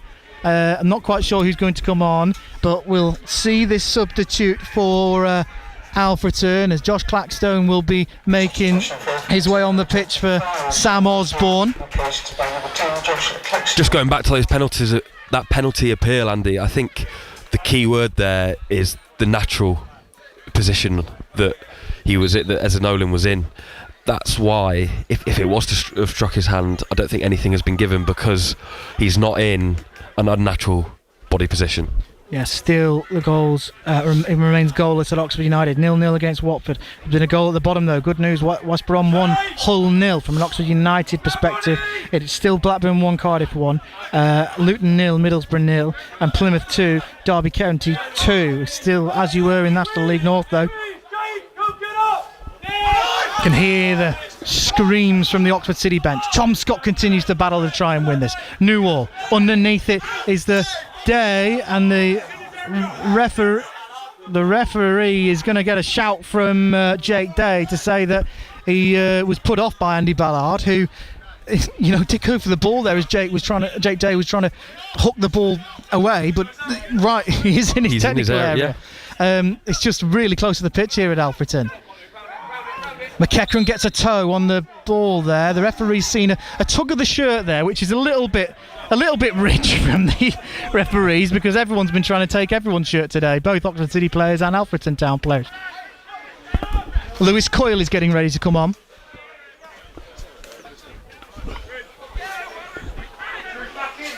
So we're going to wait for that one. And Josh Clackstone plays the ball forward, looking for Day. Won by Jalen Jones. Heroic defending so far. Matheson will see it out, and will that go out for an Alfreton throw in? It will. Matheson goes into the stands instead and takes it quickly. And Oxford City aren't happy because they wanted to make that substitute the next time it goes out, but Alfreton have taken it quickly. Jed Abbey wins the header. It's back into Matheson. Back to Clackstone, in towards the area. Scott's underneath it, but it goes backwards. Headed away from Roddy. Scott's underneath it again. Plays the ball forward to Parker. It's a well-composed pass from Josh Parker, who's been feeding off absolute scraps today and still probably should have scored. Claxton to the goalkeeper. Pressed again. And here's Parker again. The bobble doesn't sort the flight of the ball correctly for him, but still City can play forward here. I think Jaden Carbon's just straight offside, and the linesman flags confirm that, but we will now get that change, and it's Zach McEachran that will be coming off for Lewis Coyle. Well, let's see what that does to Oxford City's shape, because McEachran is the man that will be replaced, but they have had... well, he's the man who's got the goal for Oxford City. His quick thinking to turn and smash the ball into the net has given Oxford City that lead. It's a slender lead, but they've held on to it for so long, so far. And Lewis Coyle will come on to replace him. Will that be a like for like? I'd assume so. You expect Lewis Coyle will just drop into that pocket, won't you, just behind the strikers. But the one thing you can probably imagine is that Lewis Coyle's just going to run and run and run and run. But he'll have to do some defending as well. Yeah, I'll say he's definitely not been brought on to deal with the set pieces, has he? It's not the ball headed out by Jones. Parker does well, and he's away. It's 2-on-1 for City here. Parker down the right. He's got Carbon and Drew in support. Parker, and it's not the right ball. He's just played it behind everybody. Burley blasts the ball into the area. It's headed away, still into the area. Day is shepherded by Burley. Oh, that was such a good opportunity again for Oxford City. Coyle, his first part of the game is to head the ball back into the area, and underneath it is Ezanolim. Just plays the ball out to his back and behind him, and it is hearts in your mouth stuff with so many minutes on the clock still. Ball bounced back, looking for Akil Francis, but Jones does well to get in front of his man. Appeals for a penalty, not given. It's still not cleared though. It's not the from Ethan, because it's not the best of clearances, is it? Day's underneath the ball. Roddy heads the ball back to Walker. It's good defending for Roddy. It's good goalkeeping from Walker. It was pretty pivotal that they did that, because that from you, Ethan, came from a pretty poor clearance after a bit of monumental defending from Jalen Jones. Yeah, he did the hard work, didn't he? Won the ball back superbly using his strength, and a clearance to an Alfreton man right on the edge of the 18. It was just, you was half expecting him to shoot. But going back to that Parker chance, you'd only just been saying a few moments earlier that he'd been feeding off scraps all afternoon. That was his opportunity. He had to take it. Well, unfortunately, he's just fluffed the lines, and they won't be happy with that, Alfreton, because that kick forward from Nathan Newall has gone out for a throw in. Andre Burley's just looking for the ball. I think he knows exactly where the ball is. And let's just say Oxford City are playing Alfreton at their own game at the moment. Burley down the line, cleared away, but over to the left. It's going to be a foot race from Matheson and Roddy to see who gets there first. Roddy wins it. The ball bounces in his favour though. Plays the ball back to Ezanolim. Cries of forward, and Ezanolim obliges. It's not a bad ball as well, but it hits the head of Lewis Coyle just before it could bounce through. Ball forward again into all the path of Day. Goes down. And there's a chance here. Has that hit the hand? It has. I don't think it did, but the referee thinks he has. Again, it's completely accidental. He's going to go. And Oxford City are down to 10 men, because Jalen Jones has been shown a second yellow card for a... Well, what can he do about that? What can he do? I'm not... Well, the referee seems to have hit his hand. I think they're saying the same as you, Ethan. The referee's not having any of it. the Oxford City bench are going absolutely ballistic because Jalen Jones has been shown his second yellow card of the game, and they're going to have to finish the last 10 minutes with 10 men for an incredibly harsh second yellow card. And Jalen Jones for this game has been a mountain of a defender, and the 6'6" man trudges off. He'll be fuming because I cannot believe that the referee has brandished a second yellow card for that. But oh wow, well, Oxford City's luck hasn't been going for them. A red card for Jalen Jones, and it's a free kick in a dangerous area for Jed Abbey. It's been a red card at Oxford United as well, as Watford have gone down to 10. And there's another change for Alfreton. Number 11, Lewis Salmon, is on, and now Oxford City are just going to have to park the bus. But it could be 1-1 here from this free kick, which Abbey is no doubt going to fire towards goal. There's going to be a change readied as well. Phil Croker. Well, what a game this could be for Phil Croker. They've just got to hope and pray that this free kick from Jed Abbey doesn't go towards goal. It's a brilliant area for a free kick. The referee's just trying to organise this 4-man Oxford City wall. Alfreton aren't happy that they're creeping forward, but here's Abbey. Referee's whistle goes over the wall, off the top of the crossbar, and the referee has seen that Laurie Walker has made a save there.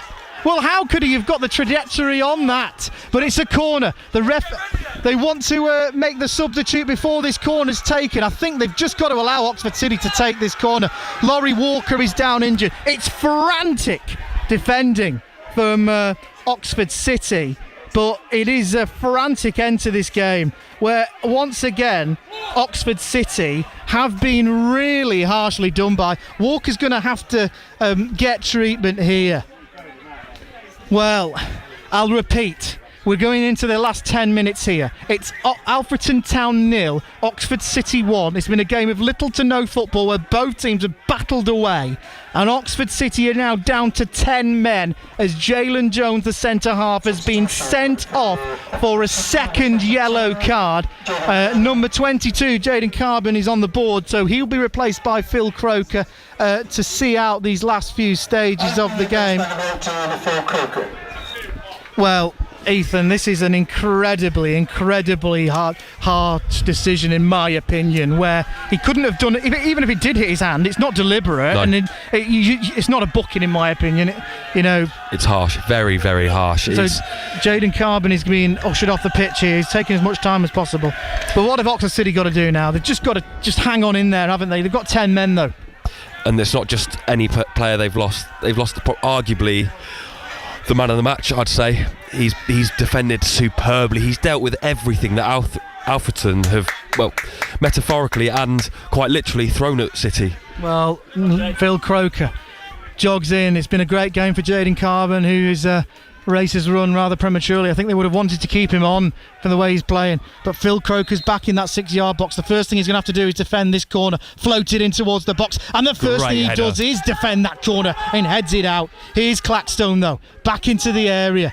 Well, if Oxford City are to just get anything out of this, they're going to have to be just simply heroic. Still the ball is laid out from Aaron Drew. Well, they've had no luck throughout the entire season, Oxford City. Chiesa-Nolan will turn, ball towards the back stick and headed back by Jacob Roddy. Parker, he's playing as a left back now. It is desperate stuff from Oxford City, but they're putting their bodies on the line. Crossing towards Day and in towards goal. It is a goal. Heartbreaking for Oxford City, because it's the number 8 George Cantrill that has smashed the ball into the top corner, and their pressure is paid. It's 1-1 with 6 minutes to go plus stoppage time, and you would just think with maybe 11 men on the field, Oxford City would have defended that. But that's the look Oxford City have been getting. Straight away, Alfreton Town's players go and get the ball and rush back to the centre circle. It's harsh for Oxford City, but it's happened and they have to deal with it. And you get the impression for these last 6 or so minutes, we're going to get absolute mayhem, absolute chaos, more Alfreton pressure. We've kicked off again here. Croker through Oh, well, if you're an Oxford City player, fan, whatever, you are just looking at the heavens just to see when your luck's going to change. Still, Alfreton come forward here. Heartbreak, isn't it? It is, but Salmon, they can't feel sorry for themselves, Oxford City, because they've got 6 more minutes to play, which is slowly ebbing and down, and we're going to have a lot of added time. But they've got to defend with 10 men. Yeah, and like I said, losing Jalen Jones, you're losing a huge physical presence at the back there, and would they have scored if he's on the pitch? We'll never know. Well, defending with 11 is hard enough against a big physical Alfreton Town side. You take nothing away from Cantrell. It was an unbelievable finish, straight into the top corner. Walker had no chance. Yeah, you could have had 2 keepers in, and they're not going to get to that top corner. No. For a moment, it just looked as though it might have crept over the crossbar, but not quite. It's just not going Oxford City's way this entire season, and poor refereeing decisions are costing them here. Needham Market have equalised at home to Chorley as well, so it's a real gut punch for Oxford City at the moment, and that league table that was looking a lot better than it was just a couple of minutes ago is starting to look tight again. Ball forward from Walker. Headed back here. Well, 10 men, backs against the wall, battling. What have Oxford City got to do in these last few moments, Ethan Gott? I think at this point, they will take a point. I think with 10 men, with the way that Alfreton have put the pressure on, a point, I think we said earlier, a point away from home here, you'd have taken before the game. But in these circumstances, with leading for so long, to not take the 3 points will be quite gutting, I think, but definitely. It's been cost by poor refereeing decisions. Absolutely, but that's in our opinion. Of course, we'll watch the replays back, but in the other game locally, Oxford United 1, Watford 0. Watford with 10 men there. James Abankwa has been sent off for 2 yellow cards, and the Yellows lead. The remaining moments of that match is on 95.2 FM, with Jerome and the team here are in for a bit of a difficult end, but Oxford City have a corner, and well, do you attack this? Do you sit back and defend? What do? You've got to go for the win, surely? Yeah. You have to take your chances when you get them. They've been few and far between this half for Oxford City. We've not really created much in that final third. There was the standout one was probably the Josh Parker breakaway, but apart from that, we've not really tested David Robson in the Alfreton goal. So a corner, it's a great opportunity to. All it needs is a touch, whether it's a red or a green shirt, doesn't matter who touches it as long as it goes in. Well, Alfreton have left 2 men up, and it's Ashby who's going to float this in. Can Oxford City just do a smash and grab? Ashby, it's in towards the back stick, but it's good goalkeeping in the end from David Robson, who leaps like a salmon to claim the ball. And now he just waits for the red shirts to fly forward. On my watch, I've got 43 minutes played exactly. Ball forward from the substitute Clackstone. Headed in out of the area by Croker, who Oxford City have already got Reece Fleet missing for another 2 games. They'll now be missing Jalen Jones on Saturday. The ball floated through towards Day, and Walker will just come out and claim that. If City can hold on for a point, it's probably in hindsight a good point, isn't it? Yeah. Every point is vital when you're near the drop. I've just got an awful feeling that 4th officials board is going to say something miraculously big. I can see 7 or 8. You wouldn't be surprised, would you? Ball in the air, headed back by the Alfreton defenders. Again, it goes to Coyle. He just helps it on to Parker. He gets a touch to it and will jink out wide. City just trying to keep the ball in possession in the little time they have with it. Abbey goes down. Free kick for Oxford City. In fact, the referee just put his hand the other way, and I was wondering why he gave an Oxford City. Well, with how he's reffed this game this afternoon, I wasn't surprised in some ways. It was a cheap first yellow card, and it was even cheaper second yellow card. I can't quite see the board, but it's flashing up here, and I think it's 7. 7 minutes will be added. And with the way that Oxford City have defended, it's been valiant, but with 10 men, you wouldn't back against Alfreton, would you? City have to be heroic here. Coyle goes down under the goal scorer Cantrell's challenge. Not a free kick. Floated in. Day heads chests it down towards Jed Abbey on the edge of the D. He works it onto his left, plays it out to Newell. Cross in towards Aaron Drew. It's another corner. The pressure's been relentless, hasn't it? And you just wonder, is it going to pay for... Well, you wouldn't back against it, would you? You wouldn't back against it. But here we go. Into the 7 added. Corner. Floated in. Away by Croker. Again, a powerful header. Out to Clackstone. This is only going in one place, and he crosses it in from the halfway line again. Headed back out by Croker, and that'll go out for a throw-in. Alfreton just saying, leave that, let it go for a throw-in, and let us throw it in towards the box. Croker's definitely has done the job that he's been told to do since coming on superbly. He's headed at everything. He's got to keep doing it, though, because here comes the throw-in. In towards the box, looking for someone. Croker does again. Win their header. It's out for another throw-in, though. Parker's not happy with something that's gone on in there. The referee just isn't taking any notice. You can just see the determination from Croker there. He knows he's going to make it his. Well, at the moment, there's another throw-in coming in. They've moved the advertising boards to get an even bigger run. Floats in. That's going to be a goal kick, is it? It is. The referee straight away puts his left hand out, and that is almost as good as a goal for Oxford City in a way, because they just can have a few seconds to just relieve some of this relentless pressure. Well, this is a really, really, really big moment in Oxford City season. Needham Market have levelled at home to Chorley as well. Marine are beating 10-man Curzon Ashton as well. They look to be home and dry. Still Brackley 0, Buxton 1. In our other local game a little bit further down the pyramid, Banbury are leading 1-0 at home to Royston. Headed on by Josh Parker and out for throw-in in their own half here for Alfreton.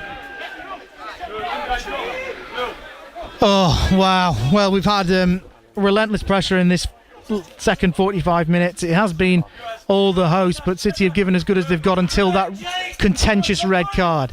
Burley wins the header. Ashby's underneath it. Day finds the goal scorer Cantrell. He's found Abbey. The flag stays down. Abbey across goal, and Laurie Walker smothers it in his chest and will pounce on it.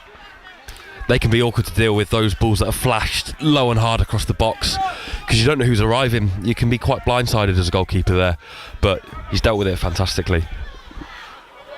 Still going here. We're 2.5 minutes into the minimum of 7 that was shown on the board. Walker headed back. Coyle takes the ball down, appeals for handball, but he keeps going there. He's tripped. That's got to be a foul. It is. And Oxford Great City. Opportunity here. Well, this may be the only opportunity they get in additional time to create something. Still, the clock ticks on. Coyle, you'd imagine, will fancy this one to whip across into the box.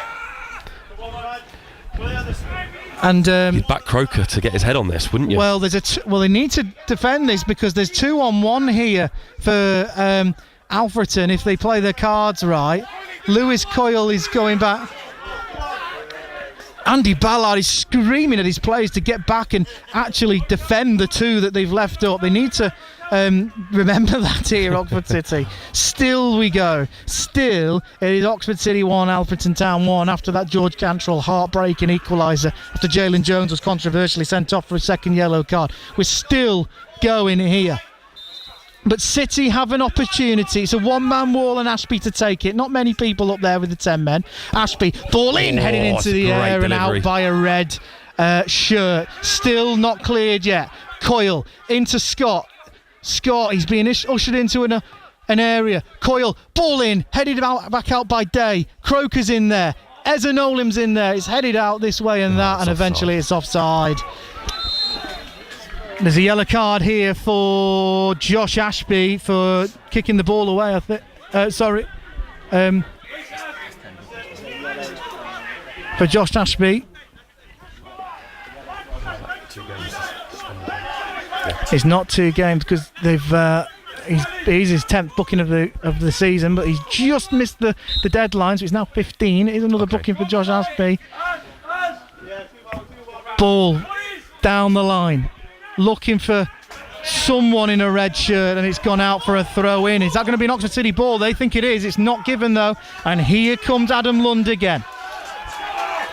Last chance saloon. Well, if they do score, it'll be absolutely heartbreaking for Oxford City. Just over 2 minutes left. They're worth at least a point in this game for the way they're defending alone. Yeah, for sure. It's been a superb defensive display. Lund, ball in, headed out by Roddy, but not far away enough. Still, cross in towards the box. It's a good cross as well.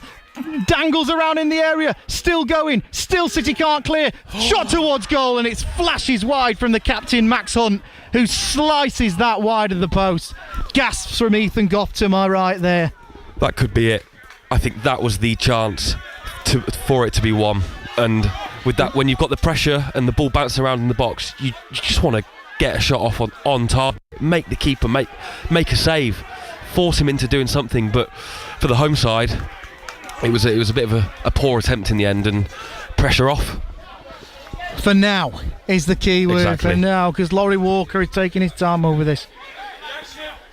Walker about to blast this down as far down the pitch as he possibly can. Probably not the greatest of kicks that he would have wanted, but it goes out to the right. Parker's underneath it, as is Coyle. He's taken down there. Nothing given from the referee. Day tries to control it, but it's hooked back out from Ashby. Here's Cantrill. Shouts of no foul from Andy Ballard in the bench. Burley hooks it down the right. It's not gone out. Newell will keep the ball in. Wiley's taken a whack, but still Alfreton come forward. 1 minute of the 7 to go. Clipped forward, looking for Day. Wins the header, over the header Cantrill. Out is there to Lund. Lund goes in on Burley. Drew gets the ball and Drew clears. He can clear it to no one. Nothing given. City's defence push up the line. The referee looks at his watch. We've still got 25 or so seconds to go. Wiley blasts the ball down the line. It'll bounce into the hands of Laurie Walker, who pounces on the ball. 15 seconds of the minimal 7 to go. Needham Market have taken the lead at Chorley, who've been depleted to 10 men. As it stands, Oxford City are in the relegation zone, but they will just be focusing on this here today. Walker blasts the ball out of his hands, and there goes the full-time whistle. Wow. It's finished here. Alfreton Town 1, Oxford City 1. It's a game that's finished full of controversy after Jalen Jones's second yellow card of the game made sure that they were a little bit stunned, Oxford City, and ended up drawing the game due to George Cantrill's strike cancelling out Zach McEachran's 10-minute opener. It was basically non-stop pressure from the Alfreton Town attack, but Oxford City defended really, really well, but unfortunately couldn't quite see it out. But I think after that Jalen Jones yellow card, they may just settle for a point there. They'll be still massively frustrated. However, it's finished here. Alfreton Town 1, Oxford City 1, and Oxford City go again on Tuesday away at South Shields. Over to the Kassam for the final stages of that one. Before the game, but at the end of the day, the boys have worked hard, and if we'd have got a point, I think a point would have been a great little step towards doing well. But I tell you what, the passion and the resilience of Oxford United players out there, and just picking up that goal out of the blue, it's that more belief today. We knew that Watford weren't great. We knew that, but if you give them more time on the ball, they'll do something. But I'll tell you what, they've not had a great season, Watford, and we've done our homework on them. What a great finish from Dembele. It's almost a £1 million finish, that one, wasn't it? £1 million finish, but no, and the crowd have been fantastic today. Absolutely fantastic today. Unbelievable. And they're singing, we're staying up, we're staying up. A long way to go yet, though. But it gives you the belief for those matches that come, doesn't it? Yeah, it's just that. It's that, and it's, you've got your QPR coming up, and you've got... Oh yeah. You've got some other games. And you've got Leeds and Sheffield United and Sunderland coming up. You've got some biggers, but this game today's not... Everyone said, do you need 1 win, 2 wins, 1 win, 4 draws? But that's a great step towards doing well. Oxford players going round milking the applause. Big win in the Championship. Oxford 1, Watford 0. Let's tell you about our feature games in National League North at Brackley. Tim Carroll. Well, I'm afraid it's been a very disappointing afternoon here at St James Park. It sees Brackley go down by a single goal. That goal came on 25 minutes. It was a very well-worked goal and finished by Dan Ogwuru. Brackley improved in the second half after a really poor first 45 minutes and built some real pressure during that second half, but just could not get the ball over the line. They just could not find that breakthrough moment. Try as they might. Twice the ball was cleared off the line. Twice Brackley felt they had penalties denied them, but the moment just didn't come. And after 6 minutes of added time, referee blew his whistle on a really disconsolate St James Park, and a disappointing afternoon here as Brackley lose ground on all of their competitors at the top of National League North. It's finished here at St James Park. Brackley Town 0, Buxton 1. Thank you. Let's hear about Alfreton Oxford City. Here's Andy Gate. Yeah, it's finished here, Jerome. Alfreton Town 1, 10-man in the end, Oxford City 1, and they couldn't quite hold on. Ross Jenkins battling hoops. They took the lead after just 10 minutes. McEachran marauding past a few red shirts to fire into the net to give Oxford City a lead, and then pretty much no football took place for the remaining 80 minutes. It was backs against the wall for Oxford City, who just dealt with long throw after long throw and launched balls in towards the box right up until the 80th minute, when Jalen Jones was shown a controversial second yellow card for handball. The ball appeared to hit his leg, and even if it did hit the hand, it was probably accidental and in a natural position. Who knows what the rules are anymore. He was given his marching orders. City had to end the game with 10 men, and the pressure told in 84th minutes when George Cantrell scored a fantastic volley in the end to find the top corner to break Oxford City hearts. They battled and battled. They could have even had the winner if Josh Parker shot didn't bobble off the post and bounce out. Results elsewhere for Needham Market actually mean Oxford City drop into the bottom four, so it's not looking good in the table. They do have 2 games in hand on Needham Market though, and they'll be buoyed by today's battling display, but it was just so near yet so far for Oxford City. It's finished on the road. Alfreton 1, Oxford City 1. Cheers, Andy. Win today for Didcot, and Tame come from behind win for Tame. Kidlington drew with Ware. Banbury have beaten Royston as well in non-league football. In the Premier League, there have been wins today for Forest and Wolves. Man City with Brighton drew 2-2, and Everton with West Ham drew 1-1. This is BBC Radio Oxford Sport.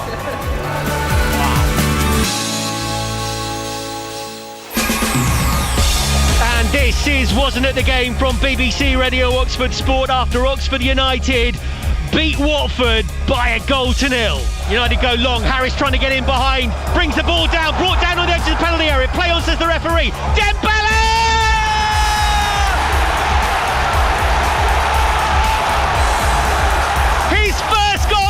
United could be priceless.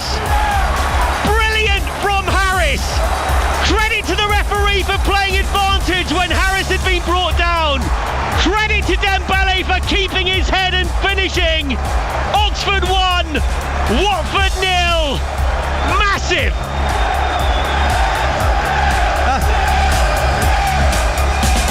Really significant for Oxford United. The other teams in the Championship relegation mire have had mixed results. Stoke lost at Millwall to a 94th minute penalty.